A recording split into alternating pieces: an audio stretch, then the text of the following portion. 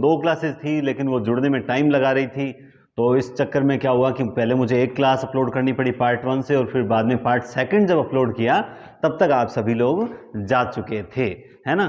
तो ये होता है कि ठीक है, एक बार जो मिल गई वो मिल गई, कोई बात नहीं। जिसको भी ज़रूरत हो वो अलंकार वाले जो सेकंड पार्ट है उसमें अलंकार है और फर्स्ट पार्ट में सब शक्ति है।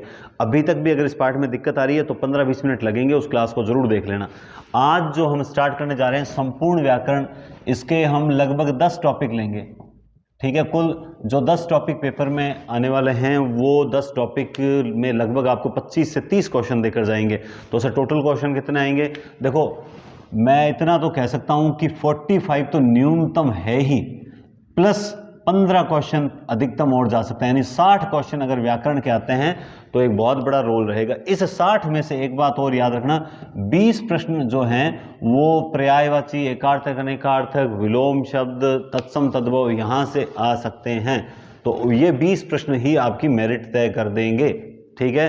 तो आज जो समझने वाले 10 टॉपिक है वो तो मैं अभी करवा दूंगा आपको 2-2.5 घंटे क्लास में।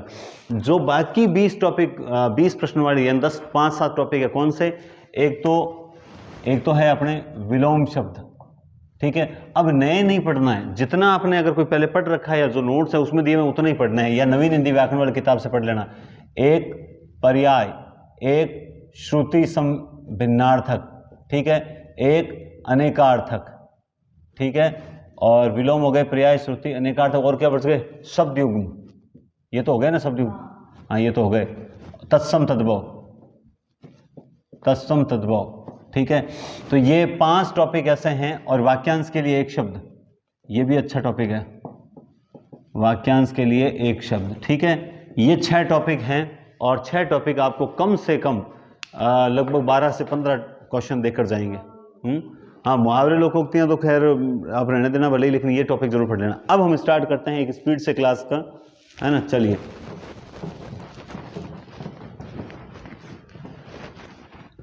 देखिए आपको हो सकता है बहुत से टॉपिक आते होंगे, लेकिन कुछ बेसिक चीजें देखेंगे हम। सबसे पहले हम बात करते हैं वर्ण की। तो अब हम नहीं जानेंगे कि वर्ण किसे कहते हैं, वर्ण स्वर कितने होते हैं, व्यंजन आप जानते हैं सारे, कि जो कुल वर्ण है, कुल वर्ण जो होते हैं वो कितने होते हैं? 44 होते हैं। लेकिन अगर वर्णमाला की बात की जाए, वर्णमाला में कुल जो होते हैं 52 होते हैं, ठीक है। वर्णमाला में देखो, फिर कह देता हूँ क्लास में थोड़ी क्वालिटी है, 360 पे कर लेना, 52 होते हैं। जब 44 वर्ण होते हैं तो वहां पर 11 स्वर होते हैं और 33 व्यंजन होते हैं। कितने होते हैं? 11 स्वर और 33 व्यंजन होते हैं। जब 52 की बात करते हैं तो उसमें 39 व्यंजन होते हैं, और जो हैं 13 जो हैं वो स्वर होते हैं। समझ गए बात को? कुल वर्ण हिंदी में 44 है, लेकिन वर्णमाला में वर्णों की संख्या जो है वो 52 तक पहुंच जाती है, ठीक है। इसके बाद हम जब बात करते हैं स्वरों का, स्वरों का वर्गीकरण, स्वरों का वर्गीकरण, स्वरों का वर्गीकरण, ठीक है, स्वरों का वर्गीकरण। तो स्वरों का वर्गीकरण जो होता है 5 प्रकार से होता है। पहला होता है मात्रा, काल या समय के आधार पर। मात्रा, काल या समय के आधार पर स्वरों का वर्गीकरण होता है 5 प्रकार से। कितने प्रकार से होता है? 5 प्रकार से होता है, मात्रा, काल या समय के आधार पर। दूसरा होता है उच्चारण के आधार पर, उच्चारण के आधार पर। देखो इसमें से ना आपके कुछ चीजें, वो भी इतने दिन पेपर हमने किए हैं ना, जो 10 पेपर हल किए हैं, तो उसमें से पता लग जाएगा। तीसरा जो है मात्रा हो गया, उच्चारण हो गया, उसके बाद हो गया आपके किसके आधार पर? ओष्ठाकृति के आधार पर, ओष्ठाकृति के आधार पर। चौथा होता है आपका जीवा, जीवा की स्थिति के आधार पर, जीवा की स्थिति के आधार पर, ठीक है। और 5वां होता है आपका मुखाकृति के आधार पर, मुखाकृति के आधार पर, मुखाकृति के आधार पर, ठीक है। तो देखो अब आप इसमें सबसे पहले एक सारणी आपके दिमाग में चलनी चाहिए। अगर आपको ये सारणी आती है तो बहुत अच्छी बात है, नहीं आती है तो उससे भी अच्छी बात है, अब सीख लेना आप लोग। ये देखो, ठीक है, इसमें आप इस तरह से सारणी बनाओगे, यहां रखोगे अ, यहां ई और यहां उ। अ यहां रखा तो आ यहां रख देना, ई यहां रखा तो ई यहां रख देना, उ यहां रखा तो उ यहां रख देना, फिर ए और फिर ऐ, फिर ओ और फिर औ। समझ गए आप बात? अब होगा क्या, स्वरों का वर्गीकरण 5 प्रकार से होता है। सबसे पहले ये पूछ रहा है मात्रा, काल या समय के आधार पर स्वर कितने प्रकार के होते हैं? 2 प्रकार के होते हैं। कौन कौन से होते हैं? ह्रस्व और दीर्घ। जो सारणी के अंदर हैं वो ह्रस्व हैं और जो बाहर हैं वो दीर्घ है। तो अंदर कौन से हैं?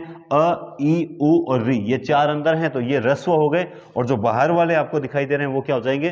दीर्घ हो जाएंगे। अगर आपसे पूछे उच्चारण के आधार पर स्वर कितने प्रकार के होते हैं? 2 प्रकार के। कौन से? अनुनासिक, तो ये बता देता हूं, देखो ह्रस्व और दीर्घ होते हैं, ठीक है, ह्रस्व और दीर्घ ये होते हैं। एक होता है अनुनासिक और एक होता है निर्नुनासिक। समझ गए आप बात? अनुनासिक यानी 11 के 11 अनुनासिक होते हैं, 11 के 11 निर्नुनासिक होते हैं। अगर आप इन पे अ, आ, ई इस प्रकार लगा दोगे तो ये हो जाएंगे अनुनासिक। आप जब हटा देते हो अ, आ, ई तो ये होते हैं निर्नुनासिक। अब ये पूछ रहा है कि ओष्ठाकृति के आधार पर कितने प्रकार के होते हैं? तो भी होते हैं 2 प्रकार के, एक वृत्ताकार और एक अवृत्ताकार, है ना। तो वृत्ताकार कौन से होते हैं? ये जो 4 होते हैं ये वृत्ताकार होते हैं। उ जिनमें बोलते समय हमारे मुख की आकृति वृत्त के समान हो जाती है और बाकियों में अवृत्ताकार रहती है, ठीक है। तो ये 4 तो हैं वृत्ताकार और बाकी बच्चे जो सारे क्या हो जाएंगे? अवृत्ताकार हो जाते हैं। सारणी आपको बनानी आती है ना तो आप ये 5 के 5 निकाल लोगे, ठीक है। उसके बाद आप देखेंगे जीवा की स्थिति। जीवा की स्थिति की बात करूं तो जीवा की स्थिति के आधार पर 3 प्रकार के होते हैं। कितने प्रकार के होते हैं? 3 प्रकार के। कौन से?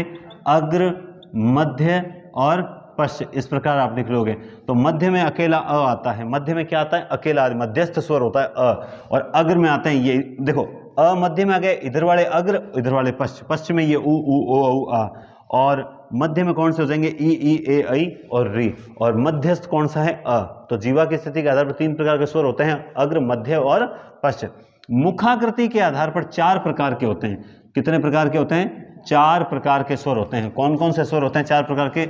आप देखो 4 प्रकार के होते हैं। देखो 1 लाइन, 2 लाइन, 3 लाइन, 4 लाइन, यानी मुखाकृति के आधार पर 4 प्रकार के होते हैं। संवृत, ठीक है, उसके बाद अर्ध संवृत, उसके बाद अर्धविवृत, उसके बाद विवृत, है ना। तो 4 प्रकार के स्वर होते हैं।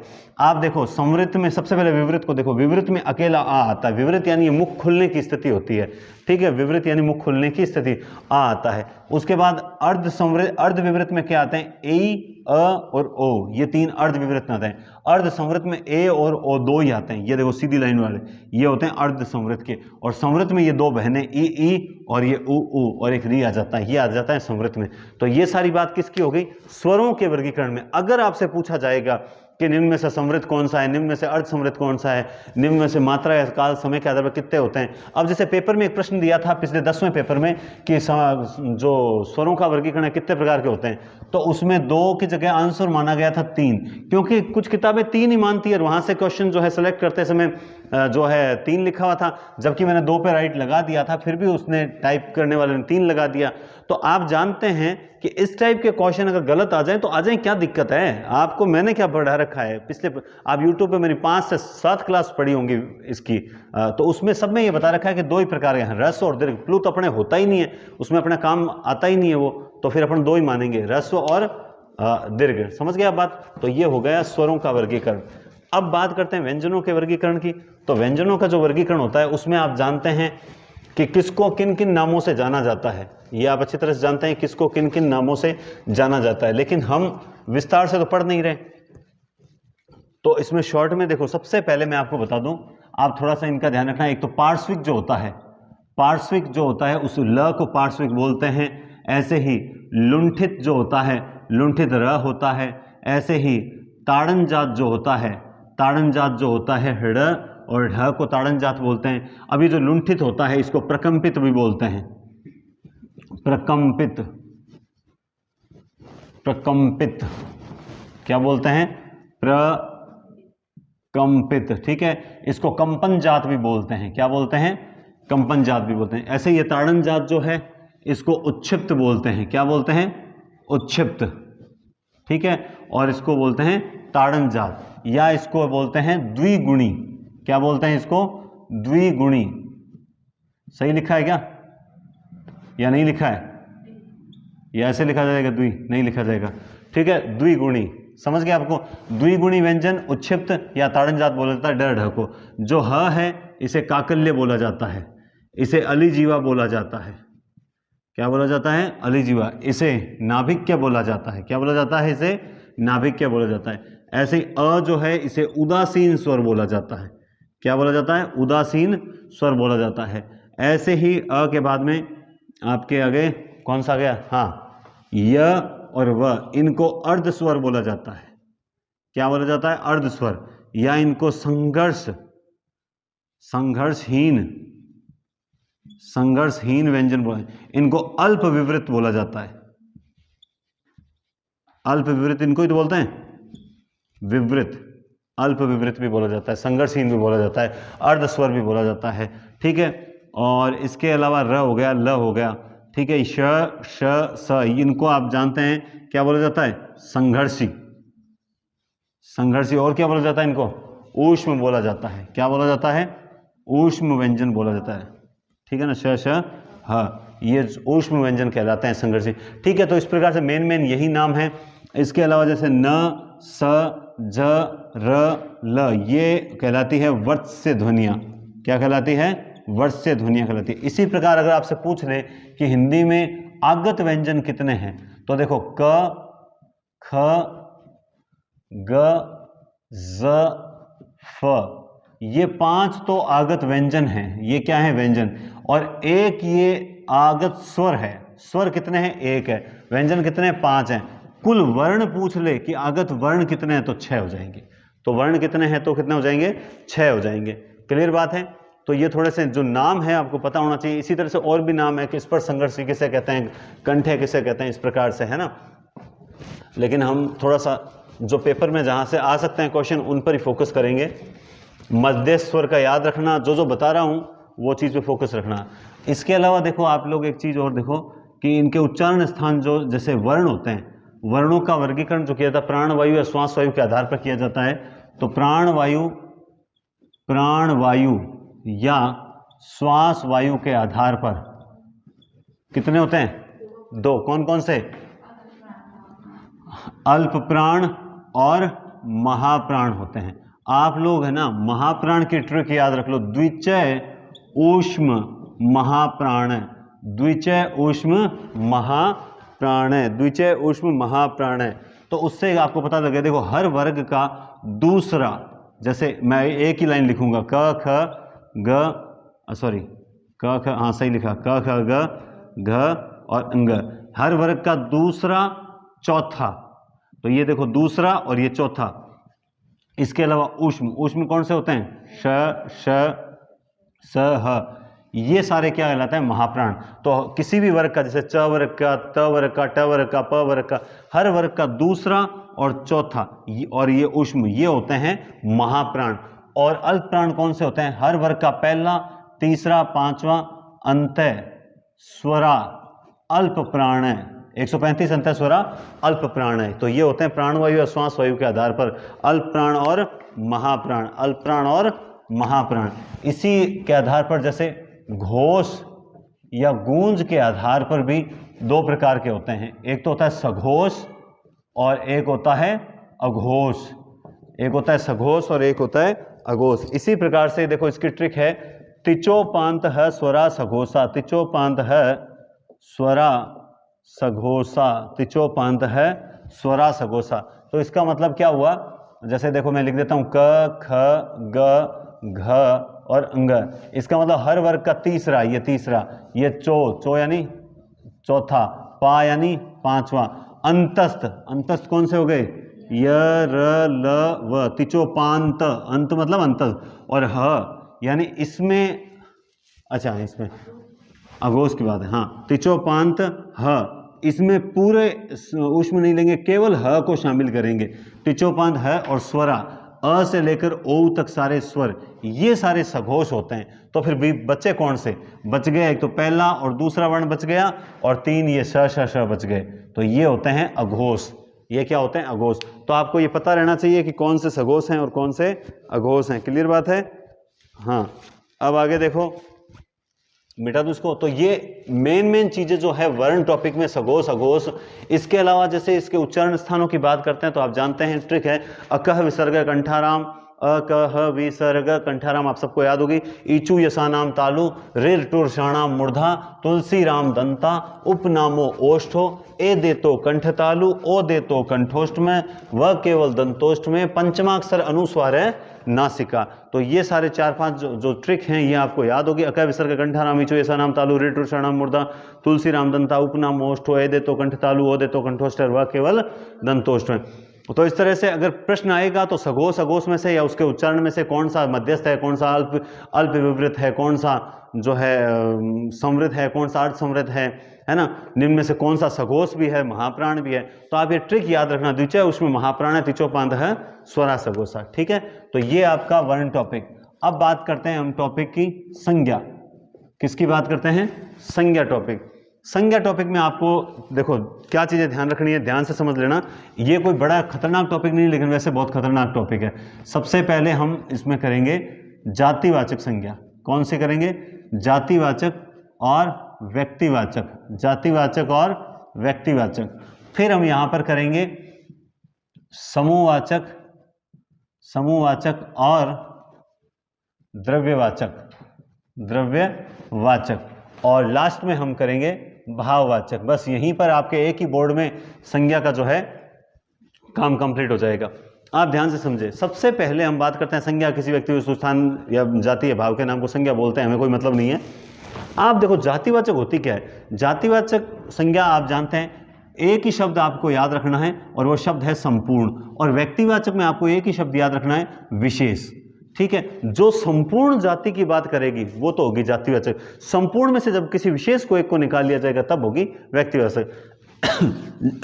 जैसे मैंने कहा नदी, वो नदी बहुत लंबी है, तो नदी शब्द में दुनिया की तमाम नदियां आ गई। लेकिन जैसे ही मैंने एक नदी का विशेष का नाम ले लिया यमुना, अब वो क्या हो गई? विशेष हो गई। इसी तरह से मैंने कहा लड़का, लड़के शब्द में दुनिया के तमाम लड़के आ गए कि नहीं आ गए? मैं भी लड़का हूं, आप में से बहुत से लड़के देख रहे हैं, इस तरह लड़के बहुत हैं। लेकिन एक लड़का है जिसका नाम क्या है? सुरेश नाम है। तो ये क्या हो गई? ये अपने आप में हो गई व्यक्तिवाचक। इसी तरह जैसे मान लो हमने ले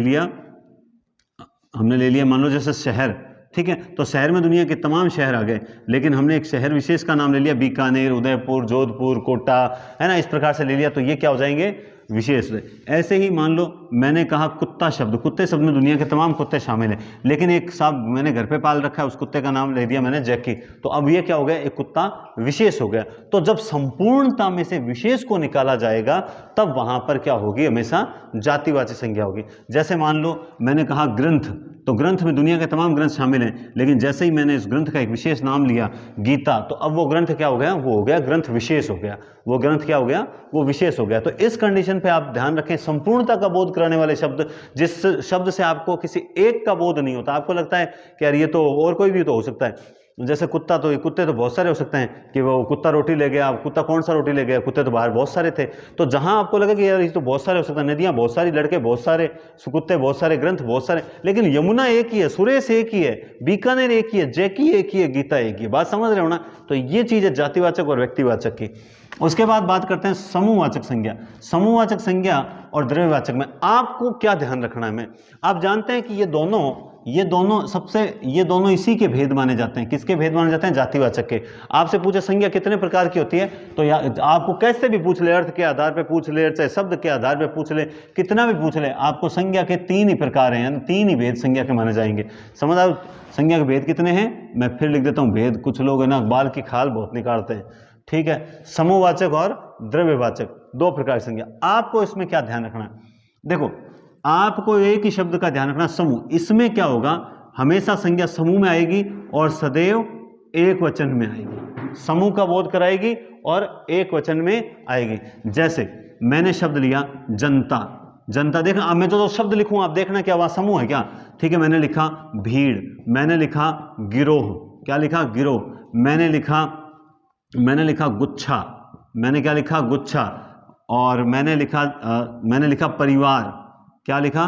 परिवार। मैंने लिखा कक्षा, मैंने लिखा समिति, क्या लिखा? समिति। मैंने लिखा सभा, मैंने लिखा सेना, मैंने लिखा पुलिस। ठीक है, मैंने लिखा दर्जन। ठीक है, मैंने लिखा झुंड। ठीक है, मैंने लिखा टोली। ठीक है, मैंने लिखा भीड़, भीड़ तो आ गया, और मैंने लिखा जत्था, ठीक है, और बताओ देखें, ढेर, वृंद, वृंद जो शब्द होता है ना वो भी। तो ये जो इतने सारे शब्द लिखे, जब कोई शब्द, अच्छा आप इनसे जब वाक्य बनाओगे ना तो वाक्य में सदैव क्रिया एक वचन में आएगी, क्योंकि ये शब्द सारे के सारे सदैव किस में आते हैं, एक वचन में ही प्रयुक्त होते हैं, इस कारण से ये समूहवाचक संज्ञा के अंतर्गत आते हैं। बात करूं मैं द्रव्यवाचक संज्ञा की। द्रव्यवाचक संज्ञा क्या होती है? द्रव्यवाचक संज्ञा ये होती है, देखो द्रव्यवाचक में क्या, आपको दो तीन चीजें ध्यान रखनी पड़ेगी। देखो सबसे पहले तो एक याद रखना, प्रकृति से प्राप्त होती है। किससे प्राप्त होती है? प्रकृति से प्राप्त होती है। नंबर दूसरा, एक वचन में प्रयुक्त होती है। नंबर तीन, अगणनीय होती है, मतलब इनको आप काउंट नहीं कर सकते। जैसे मैंने लिखा लोहा, ठीक है, मैंने लिखा चांदी, समझ गए बात। अब मैंने लिखा पानी, ठीक है, मैंने लिखा दूध, मैंने लिखा ऊन, मैंने लिखा रेशम, मैंने लिखा शहद, ठीक है, और मैंने लिखा हल्दी। ये जो सारी चीजें, अब आप सबसे बड़ी चीज क्या देखोगे इनमें, आप एक ही चीज देख लो, ये नॉन काउंटेबल है। क्या है? गणना नहीं हो सकती। और जैसे आप इनकी जब बात करोगे एक वचन में, आपके पास अगर थोड़ा सा सोना है तो भी सोना है, आपके पास बहुत सारा सोना है तो भी आपके पास सोना है, सोने नहीं है। ऐसी तरह से आपके पास अगर थोड़ा सा पानी है तो भी पानी है, और बहुत सारा पानी है तो भी पानी। आप इनको काउंट नहीं कर सकते। और दूसरा, आप इनको बहुवचन में प्रयुक्त नहीं कर सकते, ये सदैव एक वचन में प्रयुक्त होती है, प्रकृति से प्राप्त होती है। दूसरा, एक चीज और भी है, इनसे नई नई चीजों का निर्माण भी किया जा सकता है। समझ गए आप बात को? तो देखो अपने आप में ये दोनों बहुत अलग है, ये जो समूह वाली संज्ञा बहुत अलग है, और यहां द्रव्यवाचक संज्ञा भी अपने आप में बहुत अलग है। अब बात करते हैं भाव। सबसे ज्यादा प्रश्न देने वाली जो संज्ञा है वो कौन सी संज्ञा है? भाववाचक संज्ञा है। दिखाई दे रहा है इसमें? यहां तक ये लाइन दिखाई दे रही है, ये यहां तक दिखाई दे रहा है, ठीक है। तो ये है भाववाचक संज्ञा। कौन सी संज्ञा है? भाववाचक संज्ञा। देखो भाव में भी आपको एक दो चीज ध्यान रखनी पड़ेगी, और वो एक दो चीज क्या है मैं आपको बताता हूं। देखो भाव में आप इतना ध्यान रखो, वे शब्द जिनको छुआ नहीं जा सकता प्लस उनके में कोई ना कोई भाव होगा। जैसे मैंने कहा सुख, सुख को आप छू नहीं सकते। मैंने कहा दुख, दुख को छू नहीं सकते। जैसे ही मान लो आपको किसी ने गाली दी, आपको क्रोध आया, तो क्रोध को आप छू नहीं सकते। ऐसे ही जिस दिन आपका पेपर होगा और बहुत अच्छा पेपर हुआ, उस दिन आपको बहुत खुशी होगी, आप खुशी को छू नहीं सकते। अभी आपके मन में जो है घबराहट है पेपर को लेकर, क्या है? पेपर को लेकर घबराहट है। ये घबराहट में भी कौन सी संज्ञा है? भाववाचक संज्ञा है, ठीक है। आपके मन में जो है बेचैनी है कि पेपर कैसा होगा, कैसा आएगा, ये बेचैनी में भी क्या है? भाववाचक संज्ञा है, ठीक है। आप पेपर देकर आओगे तो आप बड़े प्रसन्न होंगे, आप में प्रसन्नता होगी, ये भी क्या है? भाव है। लेकिन कई बार पेपर में अगर जानबूझ के गलतियां कर देते हैं तो गम भी आपको सहना पड़ सकता है, ऐसे ही पीड़ा। लेकिन आप पेपर करो तो एक बात ध्यान रखना, बड़े धैर्य से करना, ठीक है, और बड़ी ईमानदारी से करना, ठीक है, और बड़ी सहूलियत से करना, ठीक है। इसी प्रकार से आप पेपर करते समय एकदम सकारात्मकता से पेपर करना, बिल्कुल भी अपने आप को विवश महसूस मत करना, विवशता। ये सारी जो संज्ञाएं होती है इनको आप छू नहीं सकते। ऐसे ही आम बड़ा मीठा होता है, पेपर भी बहुत मीठा आएगा, टेस्ट नहीं करना है, उसमें मिठास होता है। आपको आनंद आना चाहिए। क्या आना चाहिए? पेपर हल करते समय आनंद आना चाहिए। आपको बिल्कुल भी डर नहीं लगना चाहिए, है ना। आप कोई चोरी थोड़ी कर रहे हो, पेपर ही तो हल कर रहे हो। तो यहां पर ये चीज क्या है? ये भाववाचक संज्ञा है। भाववाचक गेंद गोल होती है, उसमें गोलाई होती है। जैसे ही आप कोई व्यक्ति जो बदमाश है तो वो क्या करता है? बदमाशी करता है। माँ होती है, उसमें ममता होती है। पिता होता है, उसमें पितृत्व होता है। इसी तरह भाई होता है, उसमें भ्रातृत्व होता है। शिशु होता है, उसमें शिशुत्व होता है। बालक होता है, उसमें बालकपन होता है। आदमी होता है, उसमें आदमियत होती है। इंसान होता है, उसमें इंसानियत होती है, ठीक है। ऐसे ही जैसे बूढ़ा होता है उसमें बुढ़ापा होता है, जवान होता है उसमें जवानी होती है, युवा होता है उसमें यौवन होता है। क्या होता है? यौवन होता है, उसमें यौवन होता है। ये जो सारी संज्ञाएं हैं जिनको आप छू नहीं सकते, केवल और केवल महसूस कर सकते हो, ये सारी की सारी संज्ञाएं किस में आ जाएगी? ये आ जाएगी भाववाचक संज्ञा के अंतर्गत आ जाएगी। बस आप इस चीज को समझ लेना, आपके कभी भी प्रश्न गलत नहीं होगा। बात समझ में आई आपके?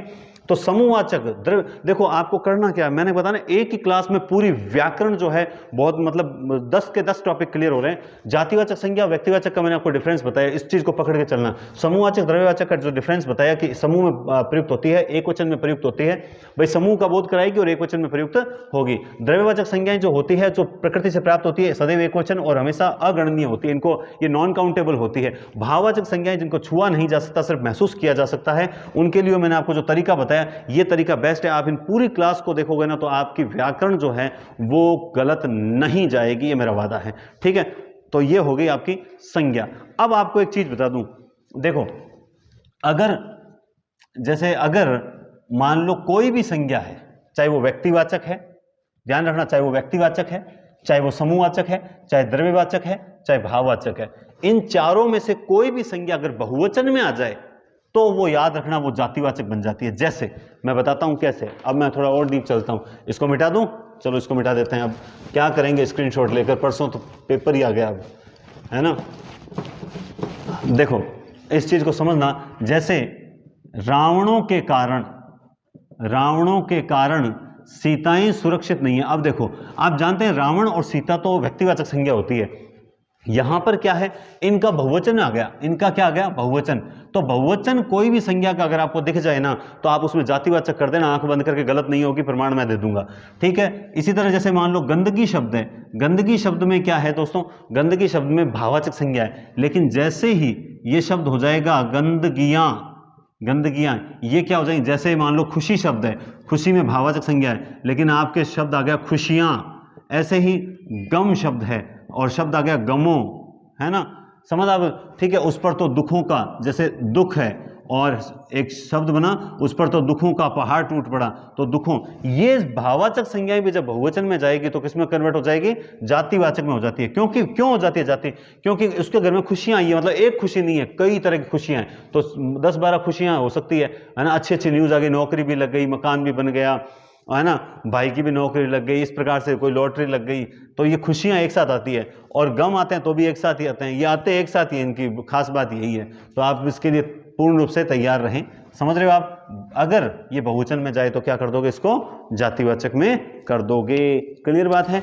अब आप देखो कई बार क्या होता है कि व्यक्तिवाचक जो होती है, व्यक्तिवाचक वो जातिवाचक में बदल जाती है। जातिवाचक में कैसे, अभी मैंने आपको बताया था रावण और कारण सीता, ऐसे ही जैसे हाँ, व्यक्तिवाचक को बदलना है ना, हाँ ठीक है। वह तो हरिश्चंद्र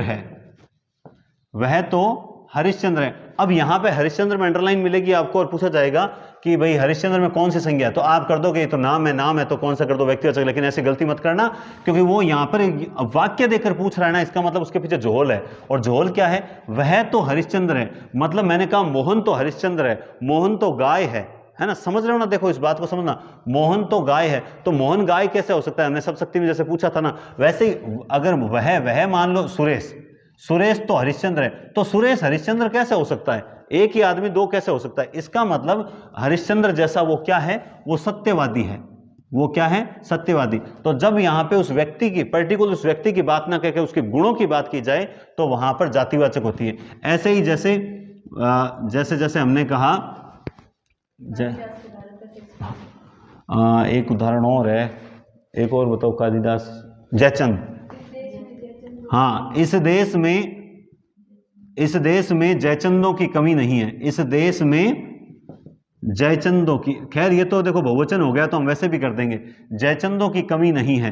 तो अब आप देखो जयचंद जो शब्द है वो एक नाम है, लेकिन यहां पर नाम के बजाय वो जयचंद के गुणों की ओर संकेत कर रहा है, इसलिए यहां पर व्यक्तिवाचक नाम होते हुए भी इसमें संज्ञा जातिवाचक कही जाएगी, ठीक है। इसी तरह से कई बार जातिवाचक संज्ञा जो होती है वो व्यक्तिवाचक में आ जाती है, वो किस में आ जाती है, व्यक्तिवाचक में आ जाती है। कैसे आ जाती है, जैसे मैंने कहा नेताजी ने देश को आजादी दिलाई, देश को आजादी दिलाई। अब आप जानते हैं कि नेताजी जो शब्द है, नेता शब्द में जातिवाचक संज्ञा होती है, लेकिन यहां ये जातिवाचक शब्द किसी पर्टिकुलर, किसी विशेष व्यक्ति के लिए आया है, और वो व्यक्ति कौन है, सुभाष चंद्र बोस है। ऐसे ही गांधी जी ने कहा था अहिंसा परमो धर्म, अहिंसा परमो धर्म।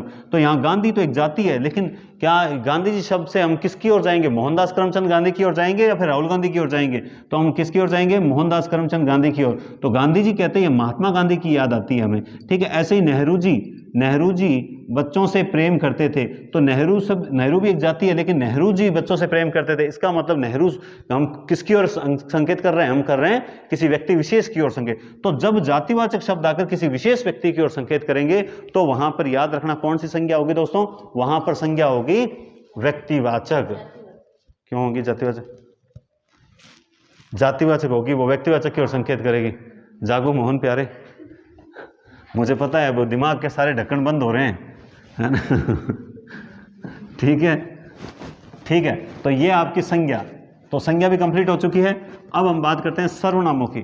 सर्वनामों की सबसे पहले बात जब करते हैं, तो आपको पहली चीज यह ध्यान रखनी चाहिए कि सर्वनाम के भेद कितने होते हैं। सर्वनाम की आवश्यकता क्यों पड़ी? क्योंकि सर्वनाम जो होते हैं वो संज्ञा के स्थान पर प्रयुक्त होते हैं, और संज्ञा की पुनरुक्ति मिटाने के लिए हमें सर्वनामों की आवश्यकता पड़ती है। संज्ञा की पुनरुक्ति मिटाने के लिए हमें सर्वनामों की आवश्यकता पड़ती है। सर्वनाम के भेद कितने होते हैं? 6 भेद होते हैं। अच्छा, लेकिन भेद अलग चीज है। आपसे पूछ लिया सर्वनाम होते कितने हैं, तो कितने होते हैं? सबसे पहले हम पढ़ रहे हैं सर्वनाम। क्या पढ़ रहे हैं हम? सर्वनाम। सर्वनाम में सबसे पहले भेद कितने हैं? 6 भेद हैं, ठीक है। लेकिन सर्वनाम है कितने संख्या में? सर्वनामों की संख्या कितनी है? 11 है। सर्वनामों की संख्या कितनी है? जल्दी बताओ, देखें कितनी है। अच्छा, कौन कौन से हैं? 11 सर्वनाम बताओ। मैं, तू, आप, तो ये तो हो गए 3। यह, वह 2, सो और जो, ये हो गए। कोई, कुछ, कौन और क्या। कितने हो गए? देखते हैं, काउंट करते हैं। 1 2 3 4 5 6 7 8 9 10 11, ये हो गए। ये टोटल 11 सर्वनाम है। अब कोई कहता है सर याद रखना ये जो किसी है ना, ये सर्वनाम नहीं है। क्यों नहीं है सर्वनाम? क्योंकि ये कोई का ही रूप है। भाई मैंने कहा कि जैसे भाई कोई आया था, जैसे मान लो कोई ने मेरा पेन चुरा लिया, तो मैं कोई ने नहीं बोलूंगा, क्योंकि मैं यहां पे क्या लगा रहा हूं? कारक की विभक्ति लगा रहा हूं, ने। तो मैं क्या बोलूंगा? कोई ने मेरा पेन चुरा लिया। इसकी जगह मैं क्या बोलूंगा? किसी ने मेरा पेन चुरा लिया। तो इसका मतलब ये जो किसी होता है ना, अक्सर वो क्या करते हैं? इस किसी को ही देते हैं साथ में। याद रखना किसी सर्वनाम नहीं है, मतलब इन 11 सर्वनामों में स्थान नहीं है। वैसे तो ये सर्वनाम ही है, लेकिन यहां पे इन 11 में इसका स्थान नहीं दिया गया है। 11 में मैं, तो आप, यह, वह, सो, जो, फिर कोई, कुछ, कौन, क्या। कोई, कुछ, कौन, क्या। क वाले 4 हैं, अलग ही है, देख लो। क वाले कितने हैं? 4 है, अलग ही है। कोई, कुछ, कौन, क्या। कोई, कुछ, कौन, क्या। यह, वह, सो, जो, मैं, तू, आप, ये हो गए 11 सर्वनाम। कितने हो गए? 11। अब देखो, सबसे पहले पुरुषवाचक सर्वनाम। एक तो इसका नाम ही जैसा है, मोस्ट, ये किसके लिए? पुरुष, यानी किसी मनुष्य के लिए आएंगे। पुरुषवाचक सर्वनाम 3 प्रकार के होते हैं। एक होता है उत्तम, दूसरा होता है मध्यम, तीसरा होता है अन्य। उत्तम, मध्यम और अन्य। आप देखो, एक ही बात दिमाग में रखो, मैं उत्तम हूं। मैं यानी वक्ता या लेखक हमेशा अपने लिए जिन शब्दों का प्रयोग करता है वो होता है उत्तम।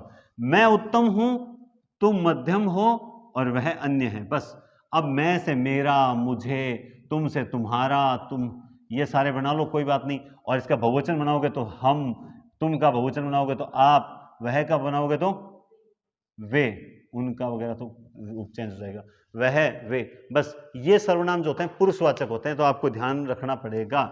दूसरा क्या होता है? निश्चयवाचक सर्वनाम होता है। कौन सा सर्वनाम होता है? निश्चयवाचक सर्वनाम होता है। देखो, सर्वनाम और भी ज्यादा बेस्ट, आपको तो यहां समझना है कि कौन कौन से सर्वनाम होते हैं। जब हम विशेषण पढ़ेंगे तो उसमें सार्वनामिक विशेषण आएगा, तब सर्वनाम और भी ज्यादा क्लियर चलते हैं। मैं आपको सर्वनामों के रूप भी बता दूंगा, 2 मिनट लगेंगे मुझे, चिंता मत करो। मतलब कोई भी बड़े सिलेबस को कम समय में करवाने का महारत हासिल है, बहुत शॉर्ट समय में पूरा टॉपिक क्लियर करा सकता हूं। देखिए, निश्चयवाचक सर्वनाम, निश्चयवाचक सर्वनाम में क्या होता है? यह, ये और वह, वे। तो मोस्टली आप यह और वह पे जाओ। देखो, ये निश्चयवाचक है, प्लस ये वस्तु के लिए प्रयुक्त होते हैं, यानी एक तरह से यूं कह सकते हैं गौण वस्तु के लिए प्रयुक्त होते हैं। ठीक है, जैसे गौण कर्म भी होता है, वो जैसे आप जानते हैं कि द्विकर्म क्रिया में आता है ना, मोहन ने श्याम को पुस्तक दी, तो ये गौण कर्म होता है। लेकिन यहां पर खैर हम ज्यादा उलझा दूंगा मैं आपको, ये रहने दो। तो यह और वह को आप ध्यान रखो कि यह जो होता है वो निकट की वस्तुओं के लिए होता है और वह जो होता है वो दूर की वस्तुओं के लिए होता है। यह जो होता है निकट की वस्तुओं के लिए और वह जो होता है वो दूर की वस्तुओं के लिए होता है। जैसे मान लो मैं किसी चीज की, यह मेरा पेन है, मेरे पास में है पेन और मैंने कहा यह मेरा पेन है, तो मैंने कितना जोर देकर कहा यह मेरा पेन है, तो इस कंडीशन पे यहां क्या होता है, ये होता है निश्चयवाचक। ऐसे ही मैंने कहा हम कहीं से जा रहे हैं और जाते मैंने कहा वो देखो वो देखो वो जो उसके दुकान के पीछे वाला वह मेरा घर है, तो दूर है, वह मेरा घर है। मैंने कहा वह मेरी पुस्तक है, तो दूर है उसके लिए वह और निकट है इसके लिए यह। आपको यही देखना है किसी वस्तु वगैरह के लिए, अगर मान लो निकटतम है तो यह आएगा, दूर है तो वह आएगा, और ये आएंगे किसके लिए, निश्चयवाचक सर्वनाम के लिए। ठीक है, फिर 3 नंबर पे आता है दोस्तों अनिश्चयवाचक सर्वनाम।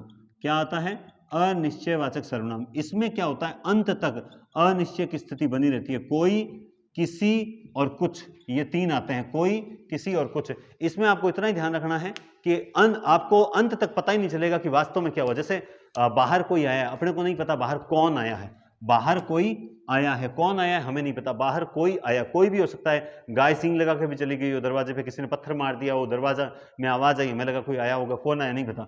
मोहन को किसी का इंतजार है, किसका, वो बस स्टैंड पे खड़ा खड़ा टाइम देख रहा था हाथ में, हमने अंदाजा लगाया किसी का इंतजार है ना।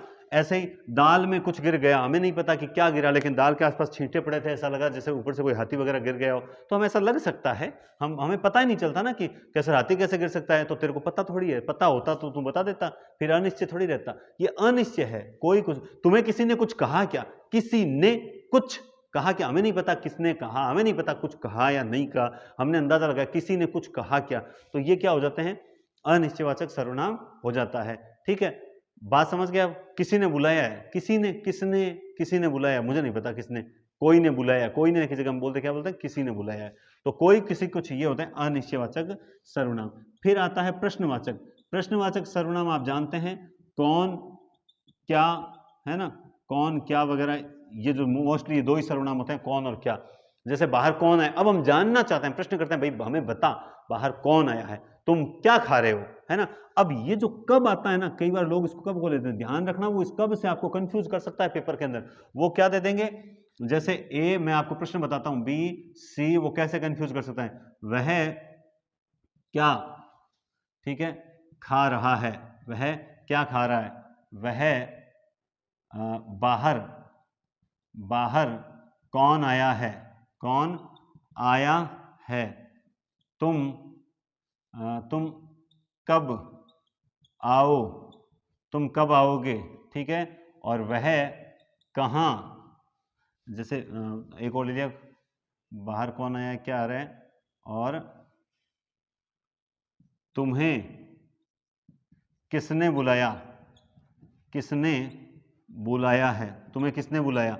अब ये 4 देकर आपसे पूछेगा इसमें से किस वाक्य में प्रश्नवाचक सर्वनाम नहीं है। मैं दावे के साथ कहता हूं आप लोग जल्दबाजी में कौन सा करोगे, और आपका राइट आंसर कौन सा है, राइट आंसर कौन सा है और जल्दबाजी में कौन सा करेंगे बताओ। आप सब ये रेखांकित होंगे और आप रेखांकित नहीं करेगा, आप जल्दबाजी में इसको करोगे तुम्हें किसने बुलाया है, आप जल्दबाजी में इसको कर दोगे तुम्हें किसने बुलाया है, जबकि असल में होगा क्या, इसका राइट आंसर सी होगा। सर सी कैसे हो जाएगा, क्योंकि ये कब जो है ये क्रिया विशेषण के रूप में आया है, ये क्रिया विशेषण, कालवाचक क्रिया विशेषण होता है, कब, अब, तब, जब, ये शब्द आते हैं, ठीक है। और तो सर किसने तो सर्वनाम होता ही नहीं है। अरे भैया ये जो कौन होता है, कौन के साथ जब आप विभक्ति लगाओगे तो विभक्ति लगाओगे तो शब्द क्या बनेगा, किस नहीं बनेगा। अरे कौन, मुझे कौन ने बुलाया, ऐसा बोलते हो क्या, मुझे कौन ने बुलाया, आप क्या बोलते हो, मुझे किसने बुलाया है। समझ रहे हो बात को। तो ये जो सर्वनाम के रूप होते हैं ना, कर्ता कार्य की विभक्ति लगते ही किसने बन जाती है। तो याद रखना जल्दबाजी में कहीं इस कब में उलझ मत जाना, और वो आपको इस कब में उलझाएगा, है ना। तुम कब उलझते हो वो ये देखना चाहता है, लेकिन आपको उलझना नहीं है, क्योंकि मैं आपके साथ खड़ा हूं, आपको बता दिया मैंने कि यहां आप उलझ सकते हो, इसके लिए तैयार रहना। समझ गए। तो ये होता है प्रश्नवाचक सर्वनाम। हाँ, कितना भी नहीं आएगा, क्योंकि कितना भी किस में आ जाएगा, उसमें परिमाण में। ठीक है, तो ये हो गया प्रश्नवाचक। उसके बाद में दोस्तों अगला जो है वो कौन सा है, पांचवा है संबंधवाचक। संबंधवाचक आप सब जानते हैं, उसकी तो खास भाई जैसा वैसा अपने नवीन हिंदी व्याकरण में दे रखा है, हालांकि मैं ऐसे मानता नहीं हूं। खैर, जो वह जो आएगा, जो करेगा सो भरेगा, जैसा जैसा करोगे वैसा भरोगे, है ना। इसके अलावा और क्या होता है, जो, सो, जिसकी, उसकी, इस प्रकार से, और जितना, उतना। हालांकि ये भी नहीं होना चाहिए, ये भी नहीं होना चाहिए। खैर, अपने किताबों में इसको मैं नहीं लिखता हूं, इसको नहीं लिखूंगा मैं। समझ गया बात को। तो ये सारे जो होते हैं इसमें ये जोड़े से आता है, आपको पता लग जाएगा। अब लास्ट आता है, कौन सा आता है, निजवाचक। मैं अभी वहां चला जाता, और कईयों को तो ये ढूंढना है कि गुरुजी गलती कहाँ करे, वहीं पकड़ लेते हैं निज, और फिर हमारी जान खानी शुरू कर दी। आप गलत पढ़ा रहे हो, आप है ना बच्चों के भविष्य के साथ खिलवाड़ कर रहे हो, है ना, जैसे खुद ने तो बना दिया वो भविष्य। हाँ, बात करते हैं। मैं तो ब्लॉग करता हूँ आजकल भैया से, फालतू माथा खाने के लिए समय ही नहीं है अपने पास में। ठीक है, निजवाचक सर्वनाम। निजवाचक सर्वनाम में क्या होता है, स्वतः, स्वयं, आप, अपने आप, ठीक है, खुद, ये सर्वनाम। ये निजवाचक जो होते हैं ना, ये कर्ता के स्वयं के लिए प्रयुक्त होते हैं। कर्ता के स्वयं के लिए कैसे होते हैं, जैसे वह स्वतः चला जाएगा। ठीक है, तो अब देखो मैंने ये स्वतः किसके साथ प्रयोग किया, वह के साथ। मैंने कहा मैं खुद चला जाऊंगा, अब की बार खुद किसके लिए आया, मैं के लिए आया। ठीक है, तुम स्वयं चले जाओ, तो अब की बार स्वयं किसके लिए आया, तुम। यानी जो कर्ता होगा वाक्य का, चाहे वो मैं हूं, चाहे तू है, चाहे वह है, हम में से कोई भी कर्ता हो, तो उसके साथ ये कर्ता के लिए प्रयुक्त होने वाले जो सर्वनाम होते हैं वो निजवाचक सर्वनाम होते हैं। समझ गए। निजवाचक में वो आपको थोड़ा सा उलझा सकता है, आप ध्यान रखना कैसे उलझा सकता है। देखो, जैसे वह, जैसे जैसे आप क्या कर रहे हो, ठीक है, वह अपने आप चला जाएगा। ठीक है, अपने तो 4 कारखाने हैं, और अपने तो 4 कारखाने हैं,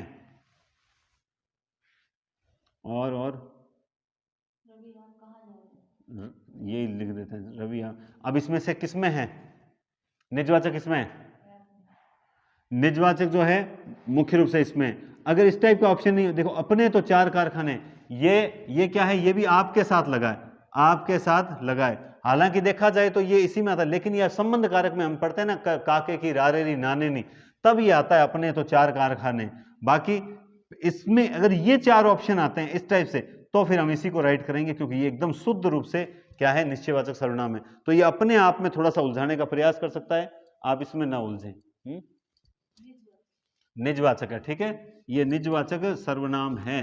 तो ये 6 सर्वनाम की बात की हमने, उलझना मत, बस ध्यान से देना, ध्यान से पेपर देखना, और जब तक 4 वाक्य नहीं देख लो तब तक मत करना। और एक है ना, छोटा मोटा देख के मत करना पेपर हल, ठीक है ना, छोटा या मोटा पेपर देख के हल मत करना। तो ये 6 हो गए। इसके अलावा देखो, बाई चांस आपको थोड़ा रूप में उलझते हो तो मैं वो भी बता देता हूं। जैसे आप देखो, ये होती है कारक, ठीक है, और एक वचन, और ये होता है बहुवचन। अब मान लो आपसे बोला कि भाई आप विभक्ति देखो, ने, को, से, कर्ता ने कर्म को करण से, उसके बाद के लिए, इस प्रकार से ये विभक्तियां होती। अब जैसे मान लो अपने को कह दिया कि वह का करण बहुवचन बनाओ, वह का करण कारक बहुवचन क्या होगा, वह का करण कारक बहुवचन क्या होगा। तो सबसे पहले तो आप वह लिख लो, वह के साथ ने लगाओ, विभक्ति साथ लगानी, तो क्या बनता है, उसने। वह ने नहीं बनता, क्या बनता है, उसने। और ये पूछ रहा क्या, करण कारक, तो सबसे पहले अब क्या बना दो, अब विभक्ति लगा दो, उससे। ये तो एक वचन बना, और बहुवचन बनाओगे तो क्या बन जाएगा, उनसे। समझ के बाद ऐसे ही वो कह रहा है कि मैं का संप्रदान, मैं का संप्रदान एक वचन क्या होगा, तो वही बात है, मैं का सबसे पहले नहीं लगा के चेक करो, क्या बनता है, मैंने, तो संप्रदान की क्या हो जाएगा, मेरे लिए, क्या बन जाएगा, मेरे लिए, और बहुवचन करोगे तो क्या बन जाएगा, हमारे। आपको क्या करना है, वो विभक्ति जोड़ के देखनी है। क्या करके जो देखनी है, विभक्ति जोड़ के देखनी है। दूसरा एक बात याद रखना कि क्या का कोई रूप नहीं होता है। एक एग्जाम में बहुत इजी प्रश्न आता है जो गलत हो जाता है। अगर आपसे पूछे कि क्या का कर्ता कारक बताओ, करण कारक बताओ, क्या का कोई रूप होता ही नहीं है, समझ गए। कोई अगर गलत लगाता है तो वो बिल्कुल गलत लगाता है, क्या का कोई रूप नहीं होता। तो ये हो गए आपके सर्वनाम। क्लियर है। तो देखो आपके 3 टॉपिक हो चुके हैं। यकीन आपको नहीं हो रहा होगा, लेकिन इतनी स्पीड से कोई 3 टॉपिक नहीं। कोई कुछ लोग इसलिए नहीं कहता है कि नहीं नहीं हमारे जो है क्वालिटी डाउन होती है वगैरह होती है, लेकिन व्याकरण में आपको एक टॉपिक 5 दिन में भी करवाया जा सकता है, और एक टॉपिक आपको एक क्यों 3 टॉपिक आपको 1 घंटे में करवा दिए। हो गया क्या 1 घंटा? ये कुछ मिनट बाकी हैं।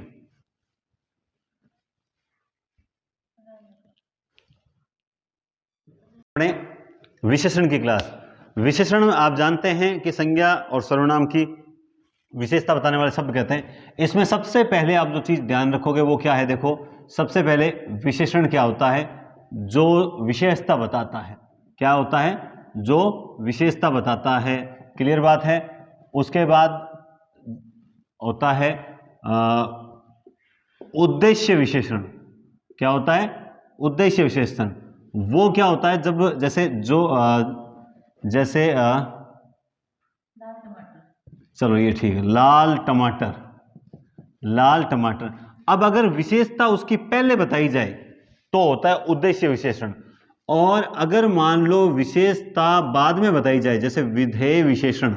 विधेय विशेषण में क्या होता है, ये लो एक ही उदाहरण लेता हूं, टमाटर लाल है, तो अब विशेषता मैंने क्या कब बताई, बाद में बताई। जब बाद में बताऊं तो विधेय और आगे बताऊं तो उद्देश्य। ऐसे ही प्रविशेषण, प्रविशेषण जो बहुत लाल टमाटर, तो जो विशेषण की भी विशेषता बता दे वो क्या होता है, प्रविशेषण होता है। और विशेष्य, विशेष्य क्या होता है, जिसकी विशेषता बताई जाती है, जिसकी विशेषता बताई जाती है, विशेषता जिसकी विशेषता बताई जाती है। जैसे जैसे मैंने कहा यही लाल टमाटर, तो अब ये जो इतनी देर से लाल की बात कर रहे थे, टमाटर क्या है, टमाटर सर एक सब्जी है, ऐसा मत कर देना, ये क्या है, विशेष्य है। ये क्या है, विशेष्य है। तो ये होते हैं विशेषण की स्टार्टिंग की विदेश्य।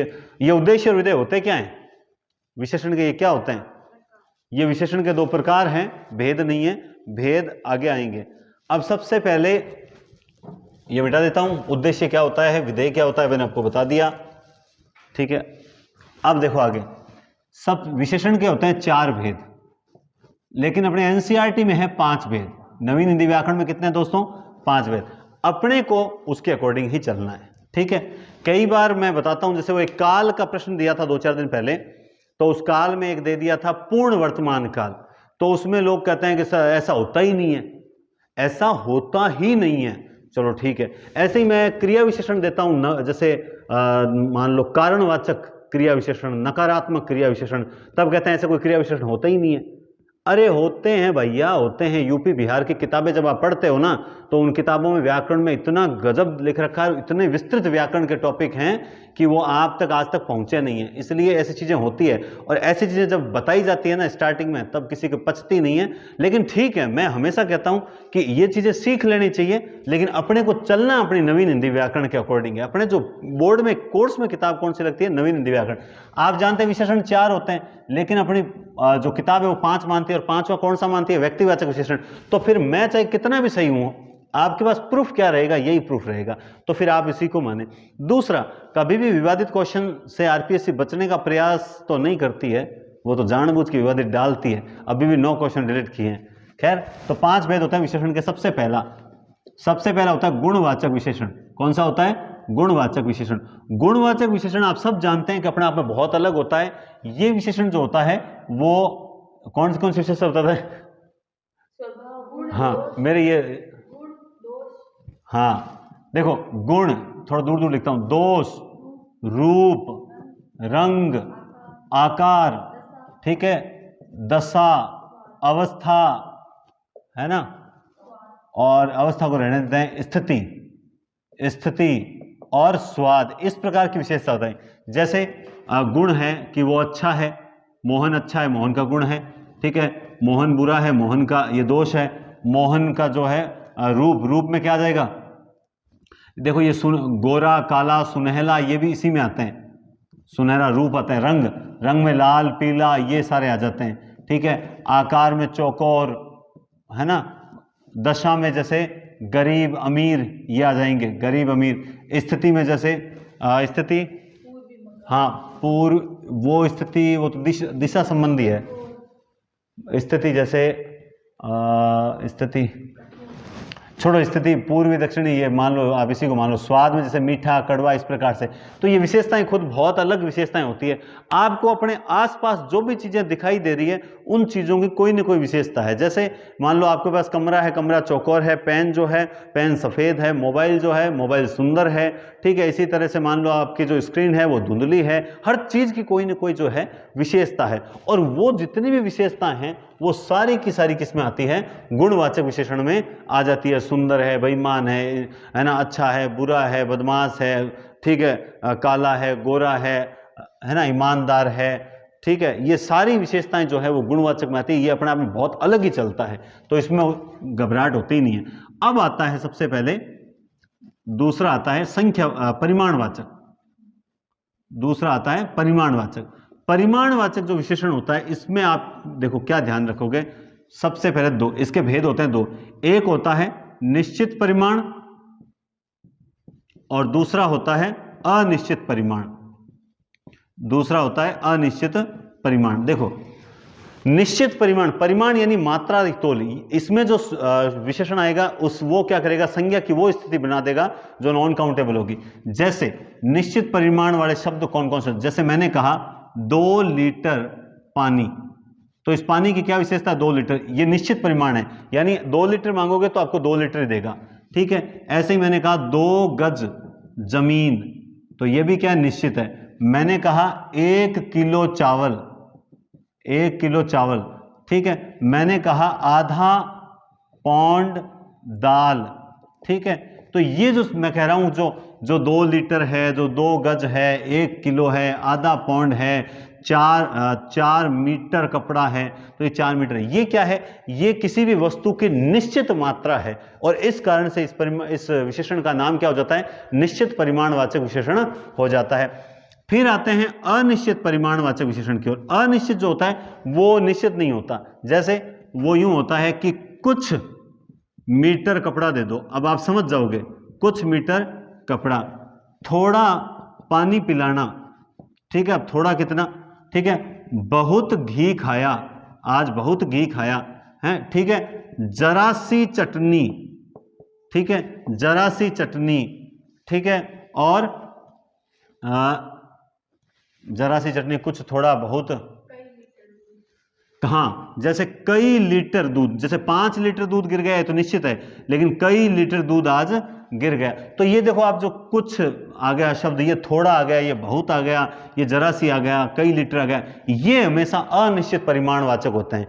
इसके अलावा ये जितने भी निश्चित परिमाणवाचक विशेषण हैं, इनके आगे अगर आप भर शब्द लगा दोगे, कौन सा लगा दोगे, भर, तो ये अनिश्चित बन जाएंगे। जैसे अगर आप दुकान वाले से कहते हो मीटर भर कपड़ा देना, किलो भर चीनी देना, ठीक है, कटोरी भर चीनी चावल देना, ठीक है, और जग भर पानी देना, तो समझ गया आप, ये जो भर लग जाता है ना अगर किसी चीज के आगे, तो वो क्या बन जाते हैं, अनिश्चित परिमाणवाचक बन जाते हैं, ठीक है। जैसे इसमें और भी है, जैसे थोड़ा धनिया, है ना, थोड़ा धनिया डालना भैया, अक्सर महिलाएं सब्जी लेते समय यही थोड़ा धनिया डाल दे, थोड़ा ये डाल दे, यूं करके शाम तक की सब्जी का जुगाड़ हो जाता है, ठीक है। तो थोड़ा धनिया। अब हम अगली ओर चलते हैं, निश्चित संख्यावाचक की ओर। संख्यावाचक में हम थोड़ी 2-4 मिनट और लेंगे।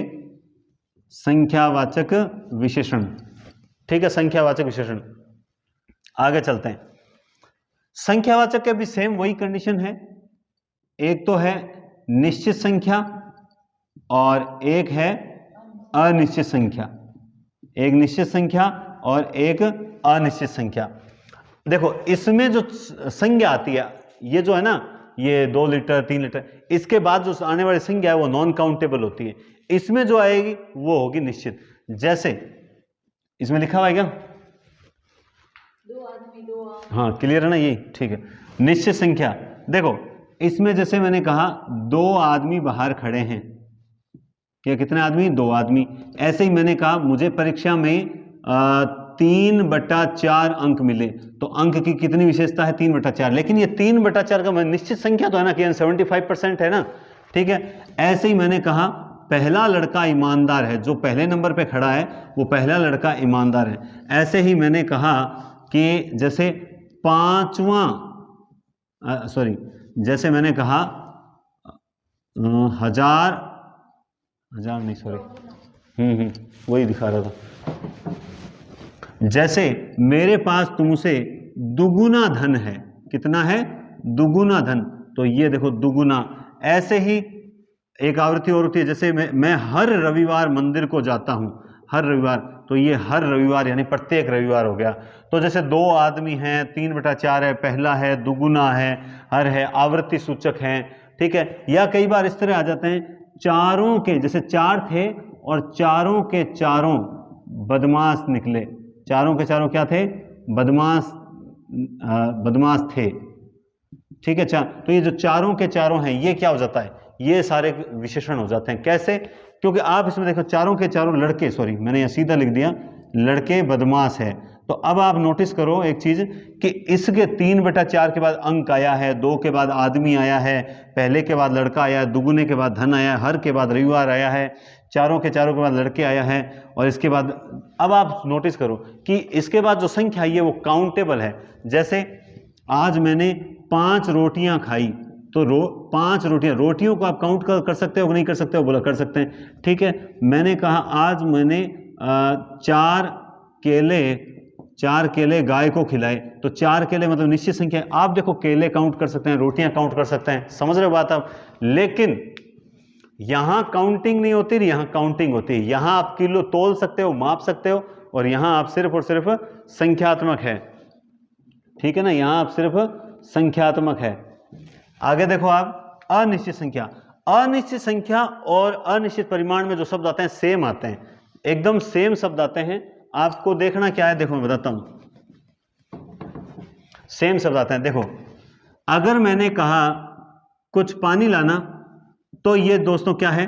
पानी है, नॉन काउंटेबल है ना, इसका मतलब ये अनिश्चित, देखो है तो अनिश्चित लेकिन अनिश्चित परिमाण है, ठीक है। और मैंने कहा बाहर कुछ लड़के खड़े हैं, अब ये क्या हो गया? काउंटेबल हो गया, तो ये क्या हो गया? अनिश्चित संख्या हो गया, अनिश्चित संख्या।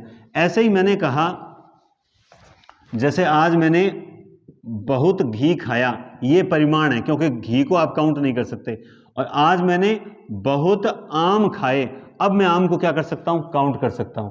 समझ रहे बात आपको? तो आपको इतना ही देखना है कि आप ये जो कुछ बहुत दोनों में आएंगे, ध्यान रखना, अनिश्चित परिमाण में भी आएंगे और अनिश्चित संख्या में भी आएंगे। इससे आगे आने वाली जो संज्ञा है आपको उस पर फोकस करना है। किस पर फोकस करना है? उस पर फोकस करना है।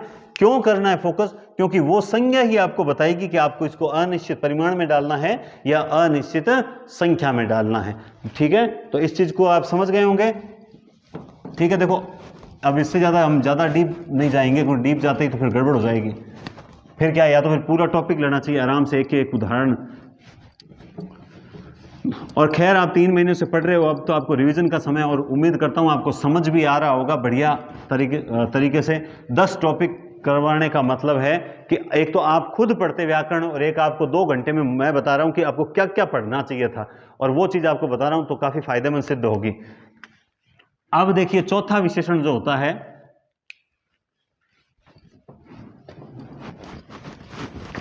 चौथा विशेषण जो होता है वो कौन सा विशेषण होता है? वो होता है सार्वनामिक।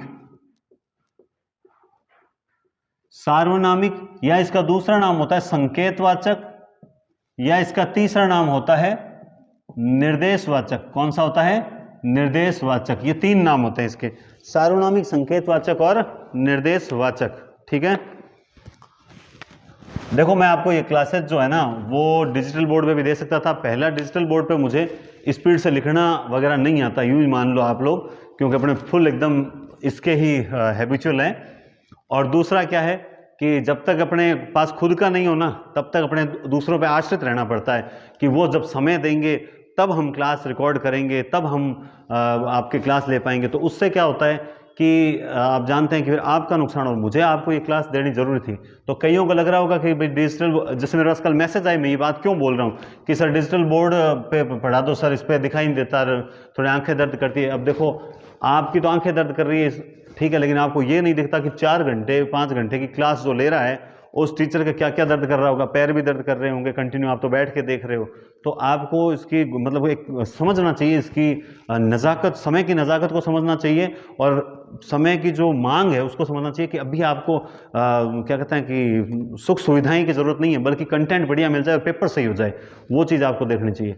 ठीक है, मेरी बात अच्छी लगी हो तो लाइक कर दो, फटाफट लाइक कर दो। यार एक बात मेरे समझ में नहीं आती, लाइव रहते हो 500 और लाइक आए हुए रहते हैं कम, सर एक क्या लाइक मांगते रहते हो, मांगता कुछ नहीं है, लेकिन ये जो चीज़ है ना, आजकल समय ऐसा है, बाजार दर्शन में जैनेंद्र कहता है जो दिखता है वही बिकता है ना, जो दिखता है वही बिकता है। ये है कि हाँ अच्छे लाइक्स वगैरह हो तो स्टूडेंट्स का मतलब लगता है कि हाँ स्टूडेंट्स इस चैनल को पसंद करते हैं, तो आपकी पसंद दिखाई देती है। और जो मारवाड़ी में एकदम नुगरा और देख जवाय नहीं बन पाप लाग सी, हाँ कि खाली देख जाब रहे, ठीक है।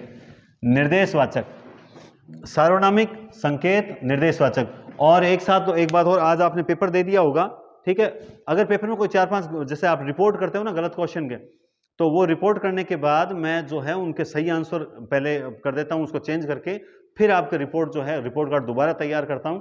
दूसरा, कल रात 9 बजे मैंने आपको बताया ना, मैंने पेपर बनाया था, वो लगभग 180 क्वेश्चन, 180-83 क्वेश्चन का बन गया था। अब ये समझ नहीं आ रहा था कौन सा क्वेश्चन हटाएं कौन से जोड़ें, तो फिर भी मैंने 30 क्वेश्चन हटाए हैं। वो इसलिए हटाए क्योंकि पेपर तो 150 का ही सही रहेगा, वरना फिर वो मजा नहीं आता। लेकिन वो जो बाकी 30 क्वेश्चन है वो उसमें मिक्स करके और मैं आपको कल यूट्यूब पर करवा दूंगा, तो आप जरूर वो पेपर देखना। और कल अपनी एक तरह से देखा जाए तो इस सेकंड ग्रेड से संबंधित, सिलेबस से संबंधित जो है वो रात को 9 बजे आखिरी क्लास रहेगी। तो उस आखिरी क्लास को जो है आप सब एक साथ समय निकाल कर आएँ और उस पेपर को एक बार मेरे साथ लाइव देखें, समय नष्ट नहीं होगा, बहुत बढ़िया तरीके से व्याख्या करेंगे, कुछ नई चीजें बता दूंगा मैं आपको, ठीक है। तो पेपर से संबंधित, पढ़ने से संबंधित अब कल रात को 9 बजे अपनी लास्ट क्लास होगी। उसके बाद जो 21 तारीख को आपको एक क्लास मिलेगी, वो आपको बेस्ट विशेज और एक पेपर अटेंड करते समय 4-5 बातों का जरूर ध्यान रखना, आपके जो प्रश्न आ रहे हैं ना वो गलत नहीं होंगे, बस उतना ही ध्यान रखना, ठीक है। चलिए, तो संकेतवाचक, सार्वनामिक, निर्देशवाचक में आप क्या ध्यान रखना, देखो इसका नाम है सार्वनामिक वाचक। सार्वनामिक विशेषण में क्या होता है कि कोई सर्वनाम होता है वो संज्ञा से ठीक पहले आता है और उसी संज्ञा की विशेषता बताता है, बस आपको इतना ही देना। जैसे मैं लिखता हूं, यह पुस्तक अभी छपी है, और एक मैंने कहा यह अभी छपी हुई पुस्तक है, ठीक है। ऐसे ही ये काले बाल हैं, ये बाल काले हैं, ठीक है, ये बाल काले हैं। यह अलमारी मेरी है और यह मेरी अलमारी है, ठीक है। यह लड़का बदमाश है और यह बदमाश लड़का है, हो गए। अब आप नोटिस करो, देखो आप देखते हैं यह सब एक ही जगह। अब आपको क्या देखना है, आपको यह देखना है अगर सर्वनाम के तुरंत बाद संज्ञा है और वो सर्वनाम, भाई केवल इतने से पार नहीं पड़ेगी कि सर्वनाम के तुरंत बाद संज्ञा है, नहीं, वो सर्वनाम उसी संज्ञा के लिए आया है कि नहीं आया, इतना देखना है। तो जैसे ये है, यह पुस्तक, यह किसके लिए आया है, यह पुस्तक, तो ये क्या है, यह है सार्वनामिक विशेषण, ये क्या है, विशेषण है। और यह अभी छपी है, अब इसके बाद कोई सर्वनाम संज्ञा नहीं आई, तो ये क्या है, सर्वनाम है, ये क्या है, सर्वनाम है। ऐसे ही देखो, ये काले बाल हैं, तो ये सर्वनाम है और सर्वनाम के तुरंत बाद क्या है, विशेषण है, तो यहां पर संज्ञा नहीं है, इसलिए ये क्या है, सर्वनाम है, ये सर्वनाम वाला वाक्य है। और ये बाल काले हैं, अब की बार बाल आ गया, और किसके लिए आया है ये शब्द, बाल के लिए, तो ये क्या हो जाएगा, विशेषण हो जाएगा। जब कोई सर्वनाम संज्ञा से ठीक पहले आता है और उस संज्ञा की विशेषता बताता है तो सार्वनामिक विशेषण कहलाता है। यह लड़का, यह शब्द किसके लिए आया, लड़के के लिए, तो ये विशेषण है, ये क्या है, विशेषण। और यह शब्द के बाद अब की बार संज्ञा आई नहीं है तो यह सर्वनाम है, यह सर्वनाम है। ऐसे यह अलमारी, तो यह शब्द किसके लिए आया, अलमारी के लिए आया, तो यह क्या है, सार्वनामिक विशेषण है, यह अलमारी। और यह शब्द किसके लिए आया, आया ही नहीं, संज्ञा आई नहीं, तो केवल सर्वनाम है, तो यह क्या आ गया, सर्वनाम। बस सार्वनामिक विशेषण में आप इतना ध्यान रखना, कोई संज्ञा, अगर कोई सर्वनाम ठीक संज्ञा से पहले आए और उस संज्ञा की विशेषता बताए तो वो सार्वनामिक विशेषण होता है। चलिए दोस्तों आगे चलते हैं। अब बात करते हैं पांचवें भेद की। पांचवा भेद बहुत सरल है और उसका नाम है व्यक्तिवाची विशेषण। क्या विशेषण है वो, व्यक्तिवाची विशेषण। पांचवा भेद आप जानते हैं, व्यक्तिवाची विशेषण जो व्यक्तिवाचक संज्ञाएं होती है, व्यक्तिवाचक विशेषण, इसमें आप जानते हैं व्यक्तिवाची होगा इसका, व्यक्तिवाची। इसमें जैसे जयपुर आपको पता है व्यक्तिवाचक संज्ञा होती है, तो इस जब व्यक्तिवाचक संज्ञाओं से विशेषण बनाया जाता है, जयपुरी, ठीक है, जैसे बीकानेर है तो बीकानेर से क्या बना लिया, बीकानेरी, है ना। ऐसे ही जापान से, ठीक है, जापान से जापानी, समझ गया बात। तो इस प्रकार से जब बनाई जाती है व्यक्तिवाचक संज्ञाओं से तो वो होता है व्यक्तिवाची विशेषण। ये कोई खास नहीं है और न इसमें से कोई ज्यादा प्रश्न आते हैं, आ जाए तो आप कर दोगे, क्योंकि व्यक्तिवाचक संज्ञा से विशेषण बना हुआ होगा तो आपको यही करना है, ठीक है। अब देखते हैं अगला टॉपिक। हाँ, चलिए अगला टॉपिक लेते हैं अपने क्रिया। क्रिया टॉपिक, क्रिया टॉपिक में देखो, कर्म के आधार पर दो प्रकार के भेद होते हैं, अकर्मक और दूसरा होता है सकर्मक। अकर्मक और सकर्मक, अकर्मक और सकर्मक। सबसे पहले देखो, सबसे पहले मैं यहां 4-5 वाक्य लिखता हूं। वह बाहर बैठा है। दूसरा, सुनीता गाजर खाती है। तीसरा, विकास ने पतंग उड़ाई। चौथा, पानी में मच्छर पनप रहे हैं।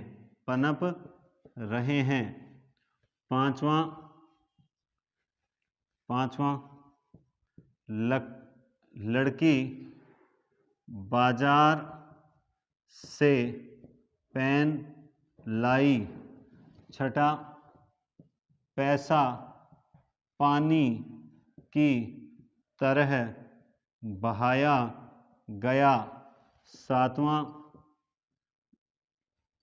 लकड़ी कट रही है। और आठवां, लकड़ी काटी जा रही है। लकड़ी काटी जा रही है। आप इसको यूं समझ सकते हैं, हाँ, इसको यूं समझ सकते हैं आप। देखो, ये 8 वाक्यों में अकर्मक और सकर्मक का पता करना है। मुझे नहीं पता इसमें कौन सा है। आपको 3 स्टेप में काम करना है। सबसे पहला, आपको वाक्य में क्रिया ढूंढनी है। तो सर क्रिया ही तो पता नहीं चली, अरे वो अकर्मक सकर्मक नहीं, वाक्य में क्रिया कौन सी है। जैसे इसमें बैठना, इसमें खाना, इसमें उड़ना, इसमें पनपना, इसमें लाना, इसमें बहाया गया, क्रिया मिल जाती है। दूसरे नंबर पे आप ढूंढ लो क्रिया को करने वाला। मैं आपको क्या बोल रहा हूं, कर्ता मत ढूंढना, क्रिया को करने वाला ढूंढना। तो सर क्रिया को करने वाला ही तो कर्ता होता है, नहीं, आपके दिमाग में क्रिया को करने वाला चलना चाहिए। क्रिया को करने वाला मिल गया और दोनों के बीच में लगा लो क्या लगा लोगे, क्या।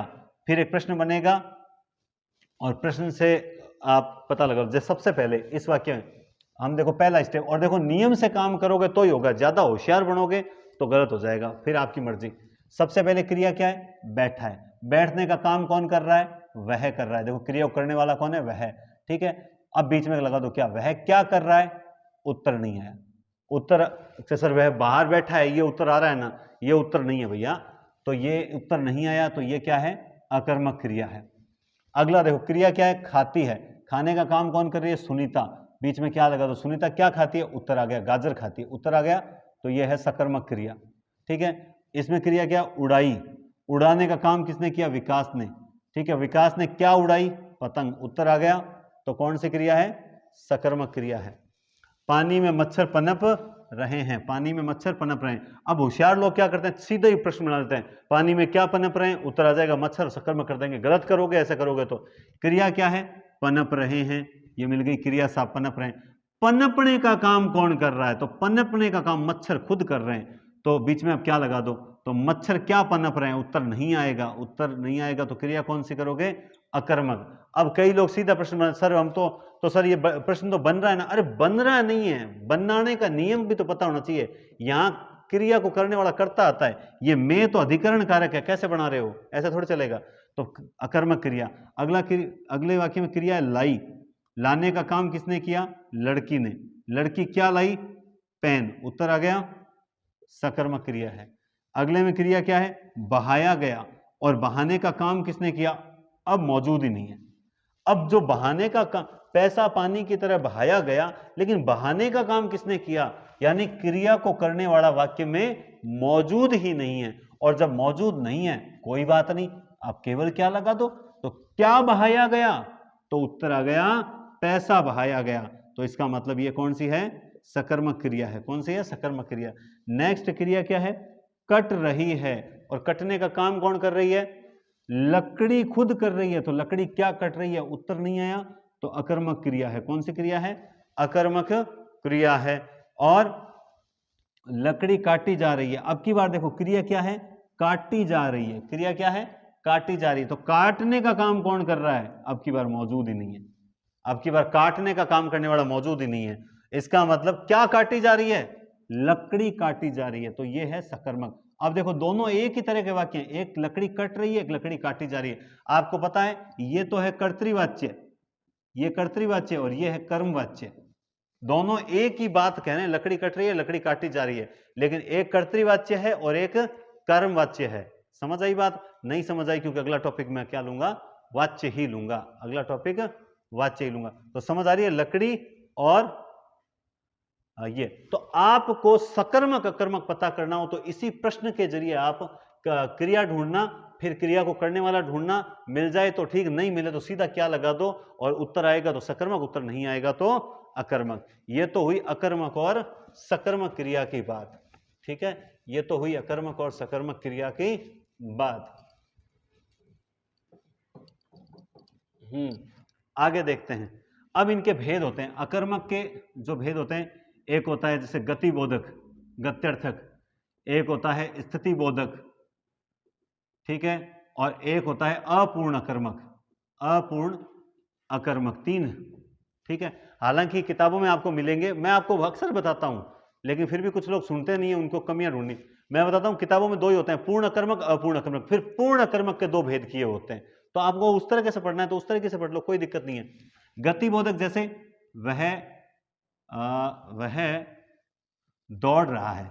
अब है ये अकर्मक का, लेकिन अकर्मक में भी क्या हो रही है? गति हो रही है क्या? तो गत्यर्थक हो गया। स्थितिबोधक वह बैठा है, तो अब बैठने में गति नहीं हो रही है, उसकी स्थिति का पता चल रहा है ना, तो ये हो गया स्थित्यर्थक। अपूर्ण अकर्मक क्या होती है?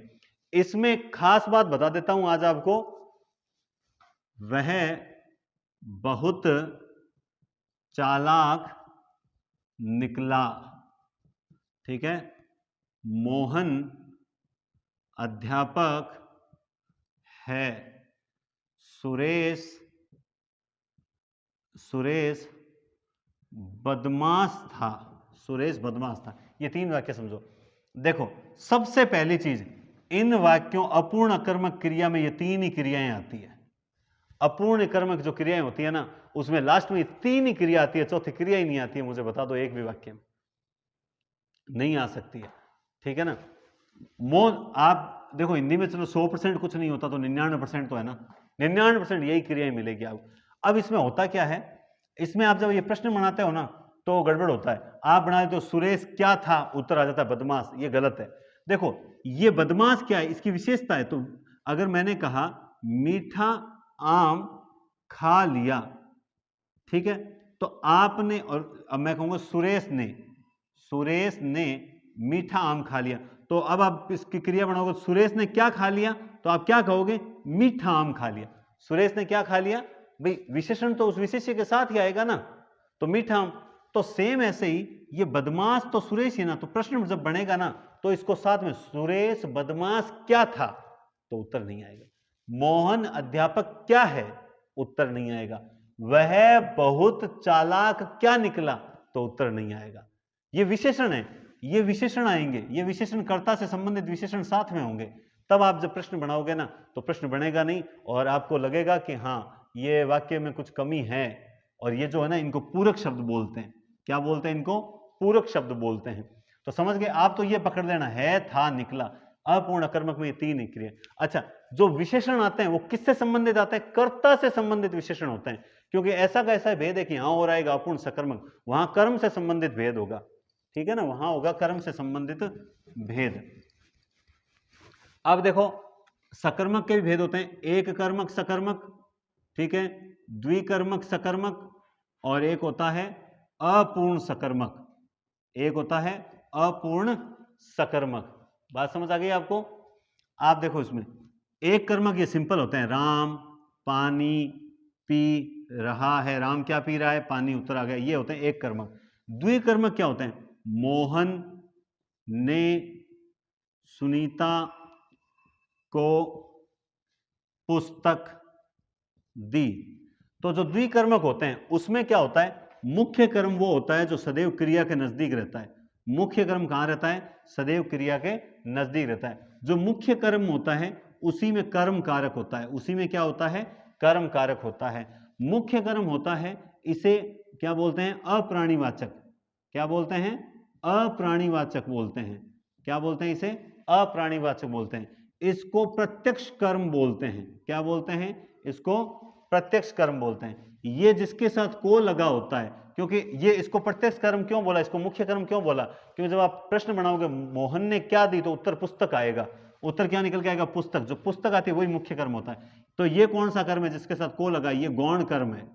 इसमें कारक कौन सा होता है, गौण कर्म में हमेशा क्या होता है, संप्रदान कारक होता है। कैसे, ये भाई मोहन ने सुनीता के लिए पुस्तक दी, संप्रदान कारक की विभक्ति क्या होती है, को के लिए, तो मोहन ने सुनीता के लिए पुस्तक दी, तब यहां पे क्या होता है, जो होता है गौण। उसके बाद गौण कर्म हो गया, संप्रदान कारक हो गया, और इसको अप्रत्यक्ष कर्म बोलते हैं। क्या बोलते हैं, अप्रत्यक्ष कर्म बोलते हैं। और ये सदैव कोई मनुष्य होता है, इसीलिए इसको क्या बोलते हैं, प्राणीवाचक कर्म भी बोलते हैं। तो ये याद रखना द्विकर्मक क्रिया है। बात समझ में आ गई, हाँ ठीक है,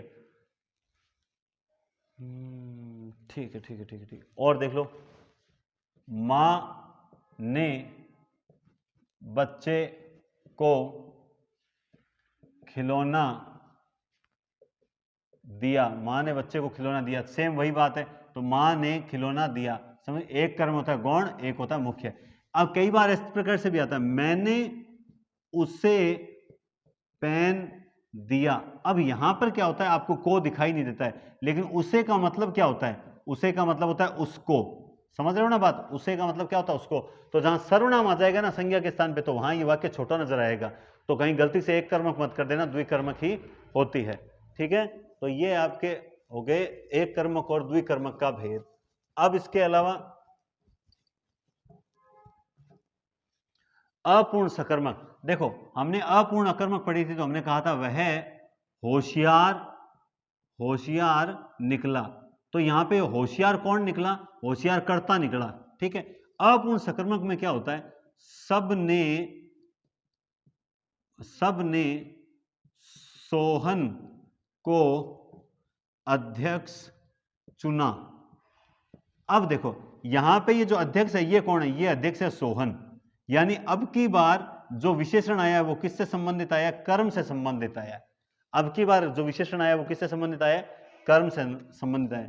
जैसे बच्चों ने विकास को ईमानदार बताया, बच्चों ने विकास को ईमानदार बताया।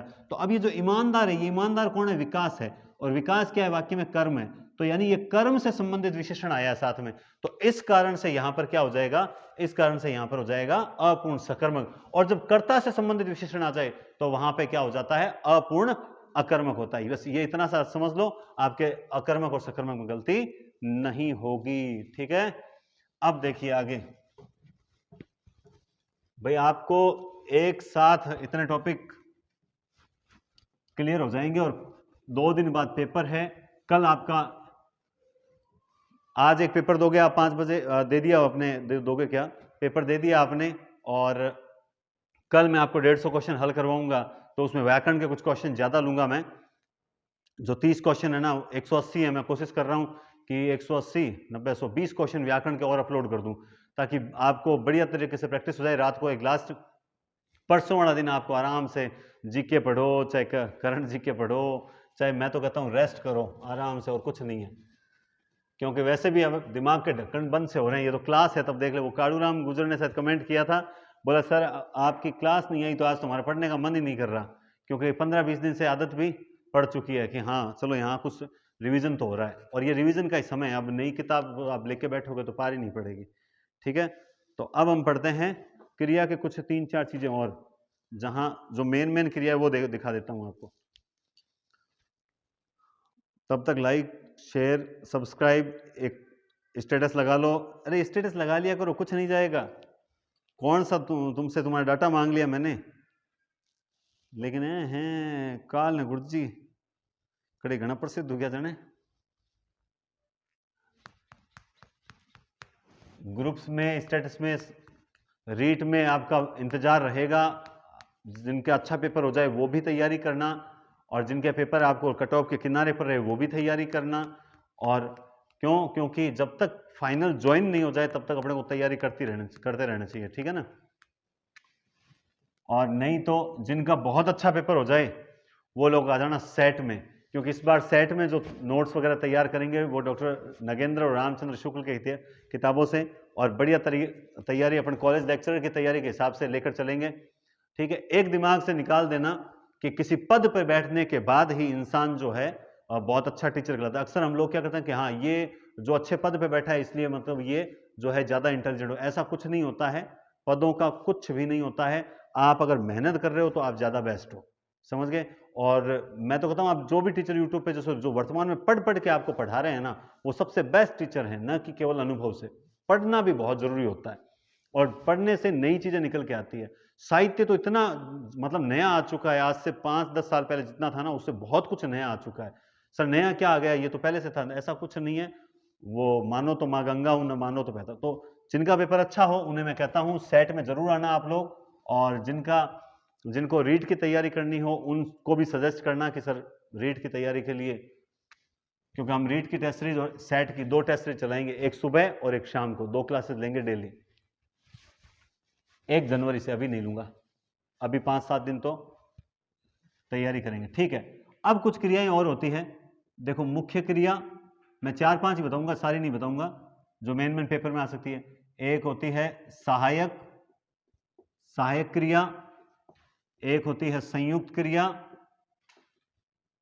ठीक है, एक है अपने असमापिका क्रिया, एक है पूर्वकालिक, ठीक है, एक है सजातीय, और एक ले लेते हैं प्रेरणार्थक। बस ये इतनी, ठीक, इतनी है। ऐसे तो नाम धातु है, रंजक है, अनुकरणात्मक है, ठीक है।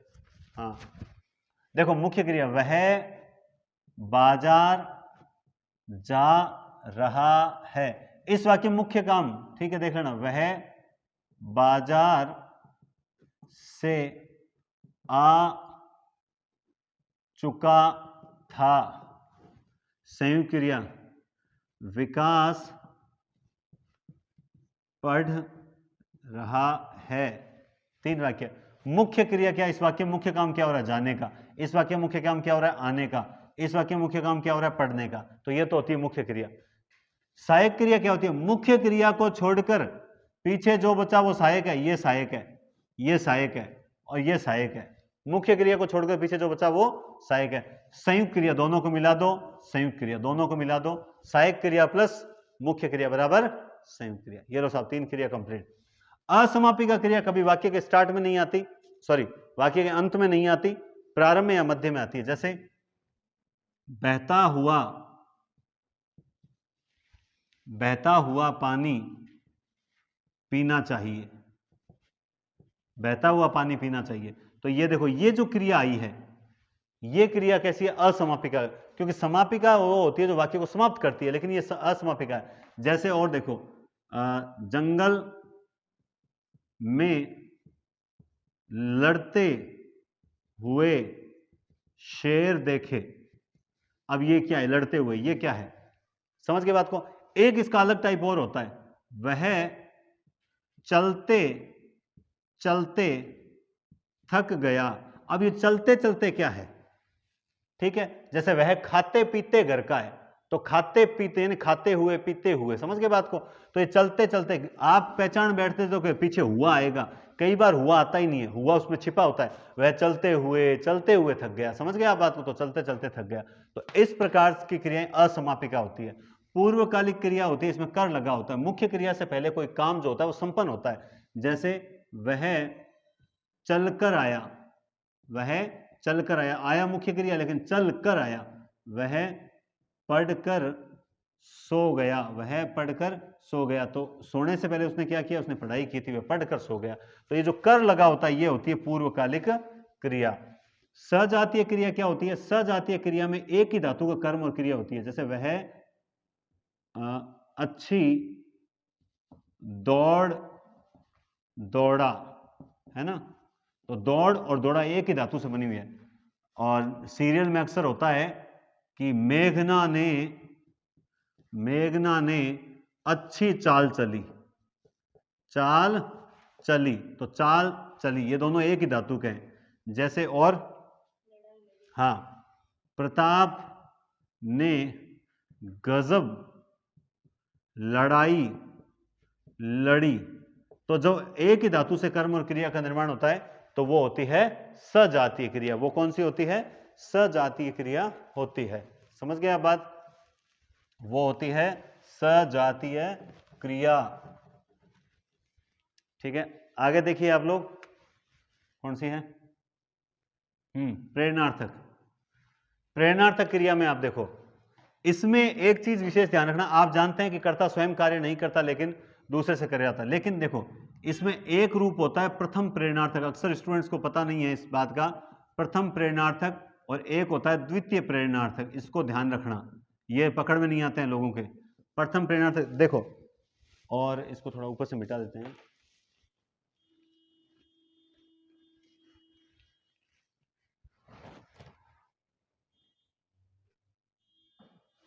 जैसे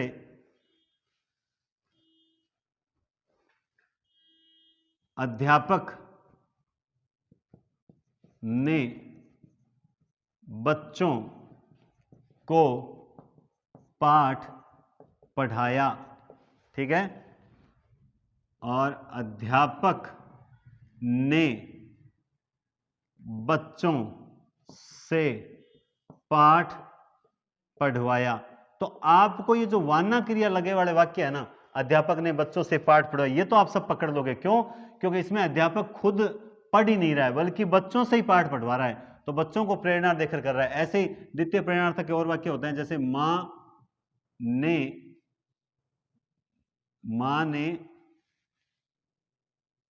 आया से, नहीं ये तो ज्यादा लंबा हो जाएगा। मोहन ने सुनील से किताब मंगवाई।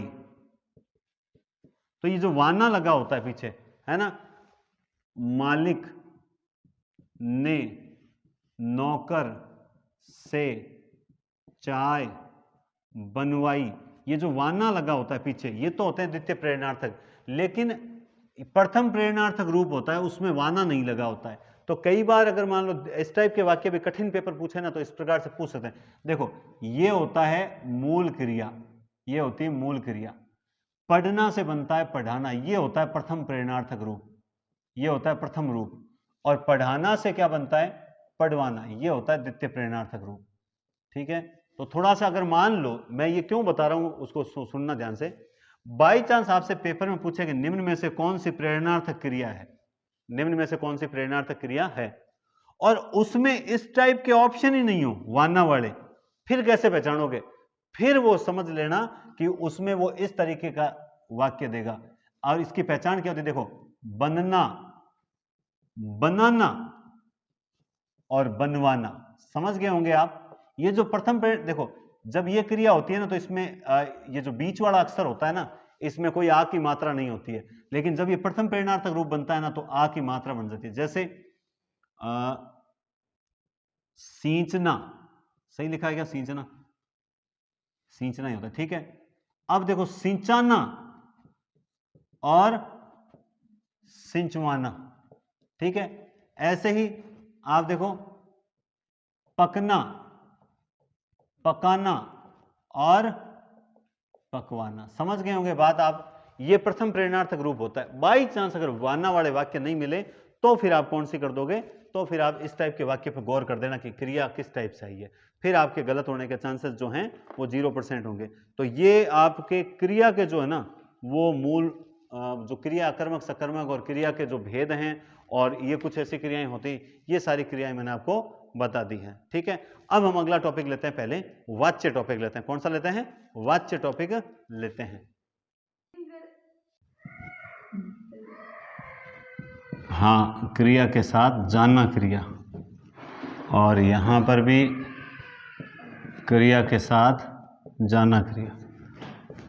हाँ देखो, वाच्य टॉपिक है, वाच्य टॉपिक में से 2 प्रश्न पक्के आएंगे, और वास्तव में थोड़े से कठिन जो हैं, मतलब कठिन प्रश्न हैं, वो आने के पूरे चांसेस हैं।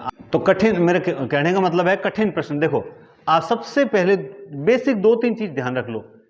कर्तृवाच्य होता है, उसमें अकर्मक क्रिया भी होती है और सकर्मक होती है, समझ गया बात। जैसे वह खाना, थोड़ा बड़ा लिखता हूं, आपको दिखेगा नहीं, वह खाना खा रहा है, या फिर वह बाहर दौड़ रहा है। अब ये देखो मैंने एक सकर्मक लिखा और एक अकर्मक लिखा, ये सिंपल वाक्य हैं। इसमें आप नोटिस करो कि साधारण सिंपल क्रिया आई है, साधारण क्रिया है, मतलब क्रिया के साथ जाना क्रिया नहीं है। ये साधारण का मतलब है क्रिया के साथ जाना नहीं है। दूसरी, या तो इसमें कर्ता विभक्ति रहित होता है, या भूतकालीन जो वाक्य होते हैं, जैसे राम ने गाना गाया, तो उसमें क्या हो जाता है कि कर्ता के साथ क्या लग जाता है, ने लग जाता है। समझ गए आप, कर्ता के साथ ने लग जाता है। तो कहने का मतलब कर्ता के साथ या तो कोई चिन्ह आएगा ही नहीं, या फिर क्या होगा कि कर्ता के साथ ने लगेगा और पीछे क्रिया सिंपल आएगी, वो होगा कर्तृवाच्य। कर्मवाच्य और भाववाच्य में अंतर ध्यान रखो। कर्मवाच्य में हमेशा क्रिया सकर्मक होती है, ये बहुत ही बढ़िया चीज। आप अगर ध्यान से देखना, वह नहीं आएगा, मोहन से चला नहीं जाता। वाक्य देखना एक बार, विकास से फल मंगाया गया। वाक्य देखना केवल एक बार, ठीक है। मोहन द्वारा गाना गाया गया, अब चला जाए। सुरेश से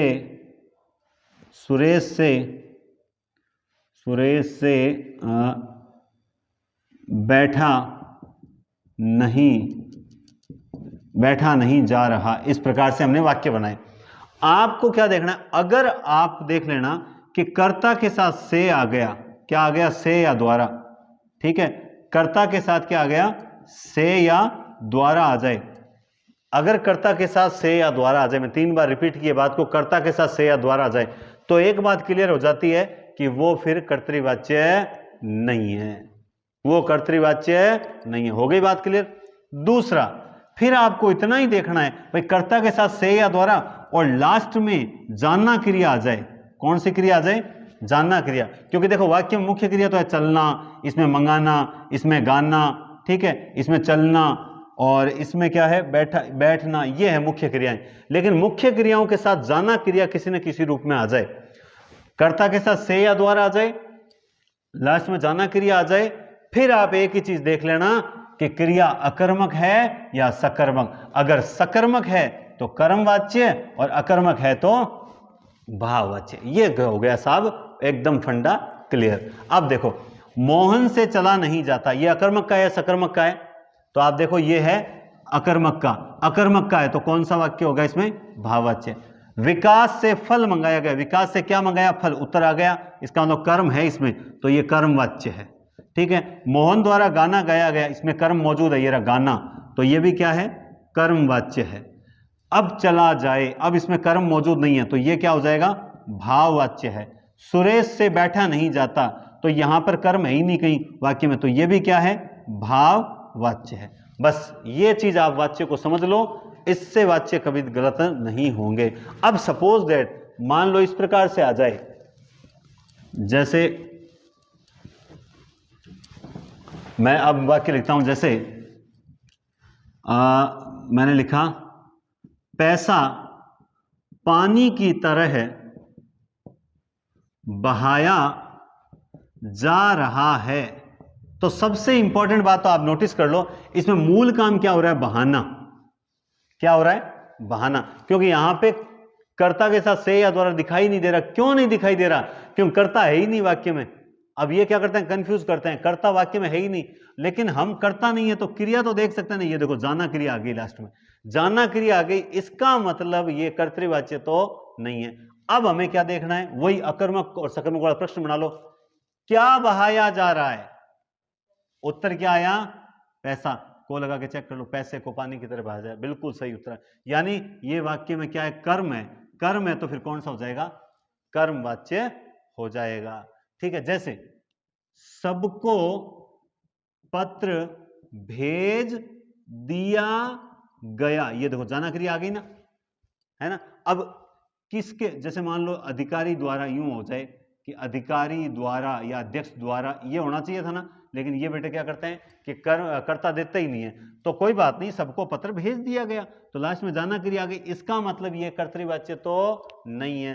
फिर आप क्या करोगे, क्या भेज दिया गया, क्या भेज दिया गया, पत्र को भेज दिया गया। वही अकर्मक सकर्मक वाला प्रश्न बना के देख लो, अकर्मक सकर्मक वाला प्रश्न बना के देख लो, कर्म और सकर्मक अकर्मक का पता कर लो, लास्ट में जाना क्रिया है, अगर सकर्मक है तो कर्मवाच्य, अकर्मक है तो भाववाच्य। बस इस तरीके को पकड़ के चलो, वाच्य गलत नहीं होंगे। क्लियर बात है।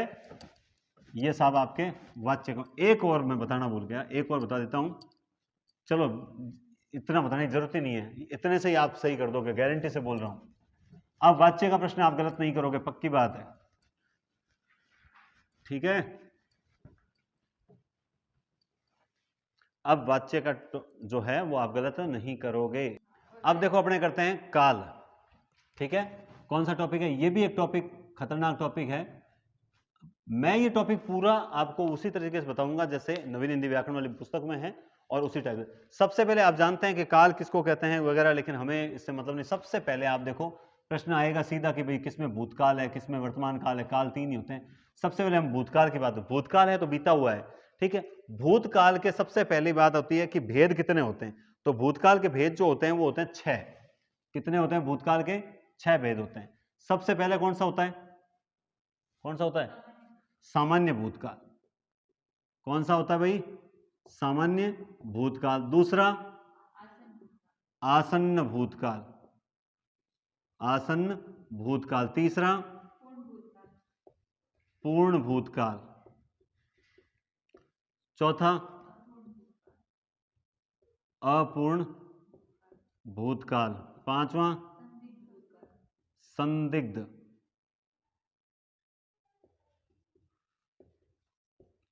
छठा बस आपको हेतु हेतु मत है क्या?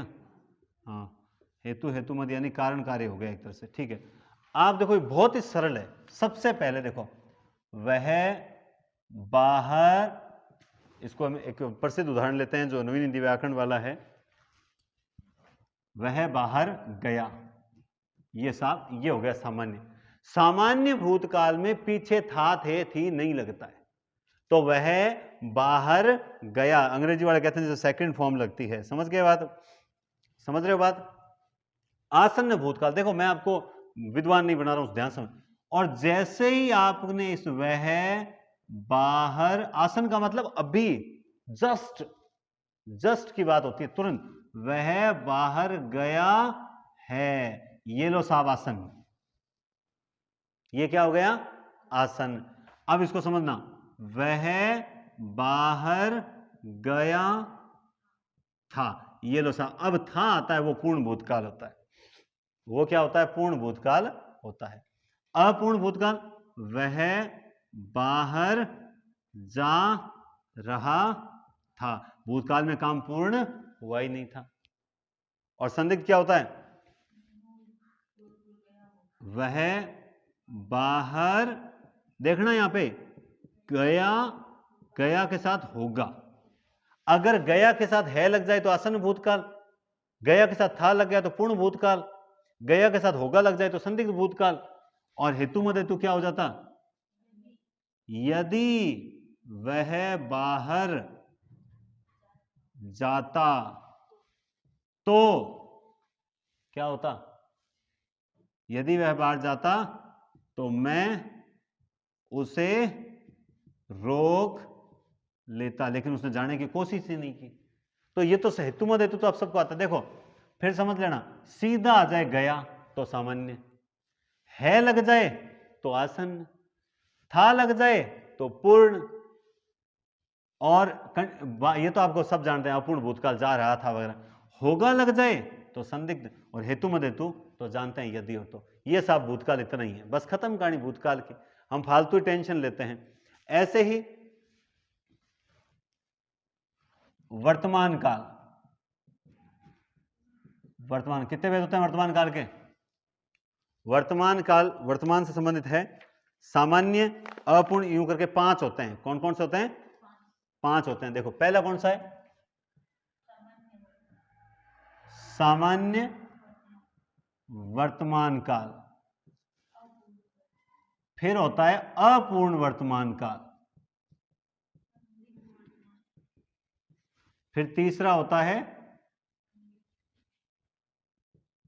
संदिग्ध वर्तमान। फिर संभाव्य, और एक है अज्ञात वर्तमान काल। ठीक है ना? ये होते हैं वर्तमान काल के। अब देखो इसे, सामान्य, वह पढ़ता है, ता है, ती है लग गए, तो ये सामान्य वर्तमान। ठीक है? वह पढ़ रहा है, तो ये हो जाएगा अपूर्ण ऊर्ध्व। संदिग्ध क्या हो जाएगा? देखो इसमें संदिग्ध में क्या था? वह बाहर गया होगा। ठीक है? इसमें वह बाहर क्या हो जाएगा? जाता होगा। लेकिन इसको हम यूं कर लें, वह पढ़ता होगा, या फिर वह पढ़ रहा होगा, क्योंकि वर्तमान काल में काम जारी हो सकता है, जारी होगा। संभाव्य, संभाव्य क्या होता है? यदि नहीं, यदि होगा क्या? शायद वाला होगा, है ना? शायद वह पढ़ता होगा, ये ऐसा थोड़ी होता है। नहीं ऐसा नहीं होता। देखो इसमें यूं देखो आप, ये पढ़ रहा होगा, अगर होगा लगेगा ठीक है। देखो ये वाक्य जो है वो थोड़ा कठिन है। शायद वह पढ़ता हो, ठीक है? या फिर यूं कहें जैसे शायद शायद कोई शायद कोई आता हो, ठीक है, या जैसे शायद पिताजी आते हों। बात को समझना, इसमें लास्ट में होगा नहीं लगा होता, केवल हो। इसमें वर्तमान काल में अपूर्ण क्रिया की संभावना रहती है कि भाई काम अपूर्ण है लेकिन पूरा हो सकता है, पूरी उम्मीद बनी रहती है। और इसमें संदिग्ध रहता है, इसमें मतलब होता है भाई हो सकता है वो आएगा कि नहीं आएगा, भाई पढ़ता होगा, मुझे क्या पता क्या कर रहा है, पढ़ता होगा मुझे नहीं पता, हो सकता है वो पढ़ रहा है, हो सकता है नहीं पढ़ रहा है। तो इसमें काम के पूर्ण होने की संभावना नहीं रहती, इसमें काम के पूर्ण होने की संभावना बनी रहती है। जैसे वह पढ़ता हो, इस वक्त वो रोज पढ़ता है, शायद वो पढ़ता हो अभी, है ना, तो पढ़ता हो, होगा नहीं होगा, ध्यान रखना, संभाव्य वर्तमान में होगा नहीं होगा, संदिग्ध में होता है होगा। अब होता है अज्ञार्थ। अज्ञार्थ में क्या होता है, जैसे मोहन तू पढ़, मोहन तू पढ़, इसमें तो एक तरह से आज्ञा का भाव होता है, आज्ञा दी जाती है, ठीक है। जैसे एक काम करिए, आप भी खाना खा लीजिए, आप भी पढ़िए, अभी तो खाना खाना नहीं है, आप भी पढ़िए, इस प्रकार से अज्ञार्थ होता है, वो अपने आप में अलग होता है। इसमें उलझना मत, संदिग्ध वह पढ़ता होगा या पढ़ रहा होगा मुझे नहीं पता, लेकिन शायद वह पढ़ रहा हो, शायद वह पढ़ता हो। लेकिन एक खास बात और है कि यहां पे पढ़ता हो, आता हो, खाता हो, पीता हो, इस प्रकार से होगा, लास्ट में हो नजर आएगा। तो ये दोनों का अंतर है। अब पेपर में जो प्रश्न था पूर्ण भूतकाल वर्तमान काल, तो उसने बोला कि सर पूर्ण भूतकाल वर्तमान काल तो होता ही नहीं है, लेकिन इसमें ये चीज देखनी पड़ती है कि कुछ प्रश्न ऐसे हैं जो केवीएस एनवीएस में पूछे गए प्रश्न हैं और वहां पर कुछ माना है, ठीक है। इसलिए अपने जो काल हैं वो नवीन दिवाकरण में अलग चलते हैं, कई कई जगह इसके 8 काल बता रखे हैं, भूतकाल के 8 भेद बता रखे हैं। तो ये हो सकता है किसी ने ज्ञान प्रदर्शन किया हो, लेकिन ऐसी किताबें मार्केट में उपलब्ध है। लेकिन हमें किसके अकॉर्डिंग चलना है, हमें तो यही 6 भूतकाल के और 5 जो होते हैं वो वर्तमान काल के लेकर चलने, ठीक है। तो ये हो गए भूतकाल और वर्तमान। अब बात करते हैं भविष्य काल की। अब बात करते हैं भविष्य काल की। तो देखो, भविष्य काल के जो भेद होते हैं वो मात्र 3 ही होते हैं। कितने होते हैं? भविष्य काल में यही लिख देता हूं, भविष्य काल, भविष्य काल के भेद होते हैं मात्र 3। सबसे पहला कौन सा होता है? सबसे पहले नंबर पे होता है सामान्य। कौन सा होता है? सामान्य भविष्य, सामान्य भविष्य। दूसरा कौन सा होता है? संभाव्य भविष्य, ये बहुत सरल है, संभाव्य भविष्य।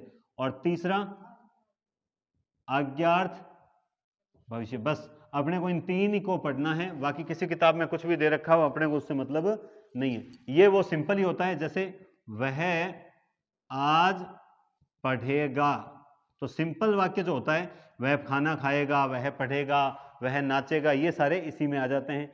इसके बाद अगर क्रिया के साथ मान लो ए आई ओ औ लगा हो, जैसे संभाव्य वर्तमान में, जैसे मान लो यूं कहते हैं कि जैसे शायद आज वर्षा आए। अब देखो लास्ट में क्रिया क्या आई? आए। देखो शायद कोई आता हो, तो ये संभाव्य वर्तमान है, शायद वर्षा आए। कई बार हमें कहते हैं कि भाई तू आ जाना, तो देखो मैं शायद ही पहुंच पाऊं, तो अब ये पीछे क्या आया? आऊं, है ना। तो ये जो पीछे आऊं, ए ओ, ये जो आते हैं ना क्रिया के रूप, ये सारे आ जाए। जैसे शायद वह समय पर पहुंच जाए, समय पर पहुंच जाए, तो देखिए लास्ट में अगर ए ऊ ए इस प्रकार से जो ये आते हैं ना शब्दांश, तो वहां पर 100% क्या होती है? वहां पर होते हैं संभाव्य भविष्य। ये सारे किसके हैं? संभाव्य भविष्य के हैं। अब रहता है अज्ञार्थ। अज्ञार्थ भविष्य में क्या होता है कि क्रिया व्यापार के आगामी समय में पूर्ण रूप की आज्ञा होती है। जैसे मान लो जैसे हम किसी को रिक्वेस्ट करते हैं ना, जैसे आप जरूर आइएगा, जरूर आइएगा, है ना, आप जरूर बोलना, मतलब मंच पर आप जरूर बोलना। अब ये जो आप मंच पर जरूर बोलना, तो बोलने का मतलब भविष्य में आप जरूर, जब मंच पे आपका नंबर आए तब आप बोलना। तो इस प्रकार से जब आप एक तरह से आज्ञा नाम है इसका, लेकिन आज्ञा नहीं है, इसमें एक तरह से प्रार्थना छिपी हुई होती है। क्या छिपी हुई होती है इसमें? प्रार्थना। जैसे आप वहां अवश्य आना, आप जरूर घर पे आना, आप जरूर चाय पीने आना, इस प्रकार से आज्ञा छिपी होती है। लेकिन ये अपने आप में अलग बहुत होते हैं। उलझन जो होती है वो यहां पर होती है और या फिर ये यहां पर होती है। बस इस उलझन से बच जाना, आपका काल जो है वो गलत नहीं होगा। ये तो आपके क्लियर हो गया, गया, है, था, होगा, खत्म कहानी। इसमें पढ़ता होगा, पढ़ रहा होगा लग जाए तो संदिग्ध है, और केवल हो लग जाए तो संभाव्य है। बस इतना सा पकड़ के चलना। अज्ञार्थ अलग ही है, अपूर्ण अलग ही है, सामान्य। बस इन दो को और इसको ढंग से पढ़ लेना। तो ये आपके काल, यानी अब तक आपके 7 टॉपिक जो हैं वो कंप्लीट हो चुके हैं। और आप सभी ने, कईयों को लगता होगा सर ये पहले की क्लासें हैं, पहले की नहीं है भैया, आज ही रिकॉर्ड की है। और दूसरा, आपने टेस्ट दे दिया होगा। आज जो पेपर हुआ है, उस जीके वाले पेपर की लिस्ट मैंने ग्रुप में डाल दी थी। आज जो पेपर हुआ है उसकी जो क्लास है, पेपर हुआ है, उसके लिए कल मैं 200 या 180 या 200 क्वेश्चन की पीपीटी तैयार करवा के आज रात को, और कल आपके रात को बढ़िया क्लास लेंगे। आपसे यही है कि आप इस क्लास को कंटिन्यू, जो कल क्लास हो उसमें ज़्यादा से ज़्यादा संख्या में आकर, आप ज़्यादा से ज़्यादा संख्या में आकर मुझे अनुग्रहित करें। ठीक है, आप अवश्य आइएगा, आप अवश्य आइएगा। देखो आपके लगभग 7 टॉपिक जो हैं, 7 टॉपिक हो चुके हैं, 7 टॉपिक हो चुके हैं। इसके अलावा 7 टॉपिक के अलावा एक तो जैसे अब एक वाक्य टॉपिक है और एक अव्यय टॉपिक है। ठीक है, अब इसमें ज़्यादा लंबी क्लास लेंगे तो भी आप ज़्यादा रात को लेट तक ले नहीं पाओगे। तो वाक्य और अव्यय 2 ऐसे टॉपिक हैं जिनको आप थोड़ा सा ज़रूर देख लें। बाकी संधि, समास, उपसर्ग, प्रत्यय में देखो ऐसा है कि आप उस वक्त ध्यान से पेपर हल करोगे तो ही होगा, और बड़े टॉपिक हैं, इनको शॉर्ट में समझाना भी थोड़ा सा मुश्किल रहता है। ये 2 टॉपिक के मैं लिंक जो है वो टेलीग्राम पर शेयर कर दूंगा, अगर किसी को देखने की इच्छा हो तो स्पीड से एक बार इनको देख लेना। संबंधबोधक अव्यय और क्रिया विशेषण के बीच के अंतर क्या है वो जरूर आप देख लेना, उसके बाद आपकी कोई दिक्कत नहीं आएगी। ठीक है, और वाक्य टॉपिक है, उसमें आप जानते हैं कि मिश्र वाक्य वगैरह वो भी, ये मतलब शॉर्ट में समझाए हुए मेरे यूट्यूब पे। तो ये 2 टॉपिक के मैं लिंक बाद में कल की डेट में सुबह तक शेयर कर दूंगा, और वरना मैं यूट्यूब पे पोस्ट के रूप में क्रिएट कर दूंगा। ठीक है, ये जो अभी मैंने 7 टॉपिक जो करवाए हैं ये बहुत इंपॉर्टेंट है, और कम से कम आपको 20 प्रश्न पक्के देंगे। कितने प्रश्न देंगे? 7 टॉपिक और 20 प्रश्न हैं, और बहुत ही कीमती प्रश्न हैं। समझ गए आप? तो उम्मीद करता हूं ये क्लास भी आपके लिए हितकारी साबित होगी, काव्य शास्त्र की भी हितकारी साबित होगी। साहित्य जो है वो आपको इतने प्रैक्टिस करवा दिया मैंने जिसकी कोई हद नहीं है, और शिक्षण विधियों के भी हमने 200 क्वेश्चन की प्रैक्टिस सेट किया था, वो भी बहुत ज़बरदस्त है। अब आपको सबसे ज़्यादा ज़रूरत है वो आत्मविश्वास की, जिसके लिए हम पहले तो बात करेंगे परसों, लेकिन कल जो पेपर होने वाला है यूट्यूब पर रात को 9 बजे, उसमें आपको ज़रूर आना है। वो भी मैंने कहा ना भविष्य काल में, है ना, कि आप ज़रूर आएँ। ठीक है दोस्तों, तो इस क्लास को यहीं समाप्त करते हैं और कल मिलते हैं रात 9 बजे। तब तक के लिए बहुत बहुत धन्यवाद। शुभ रात्रि।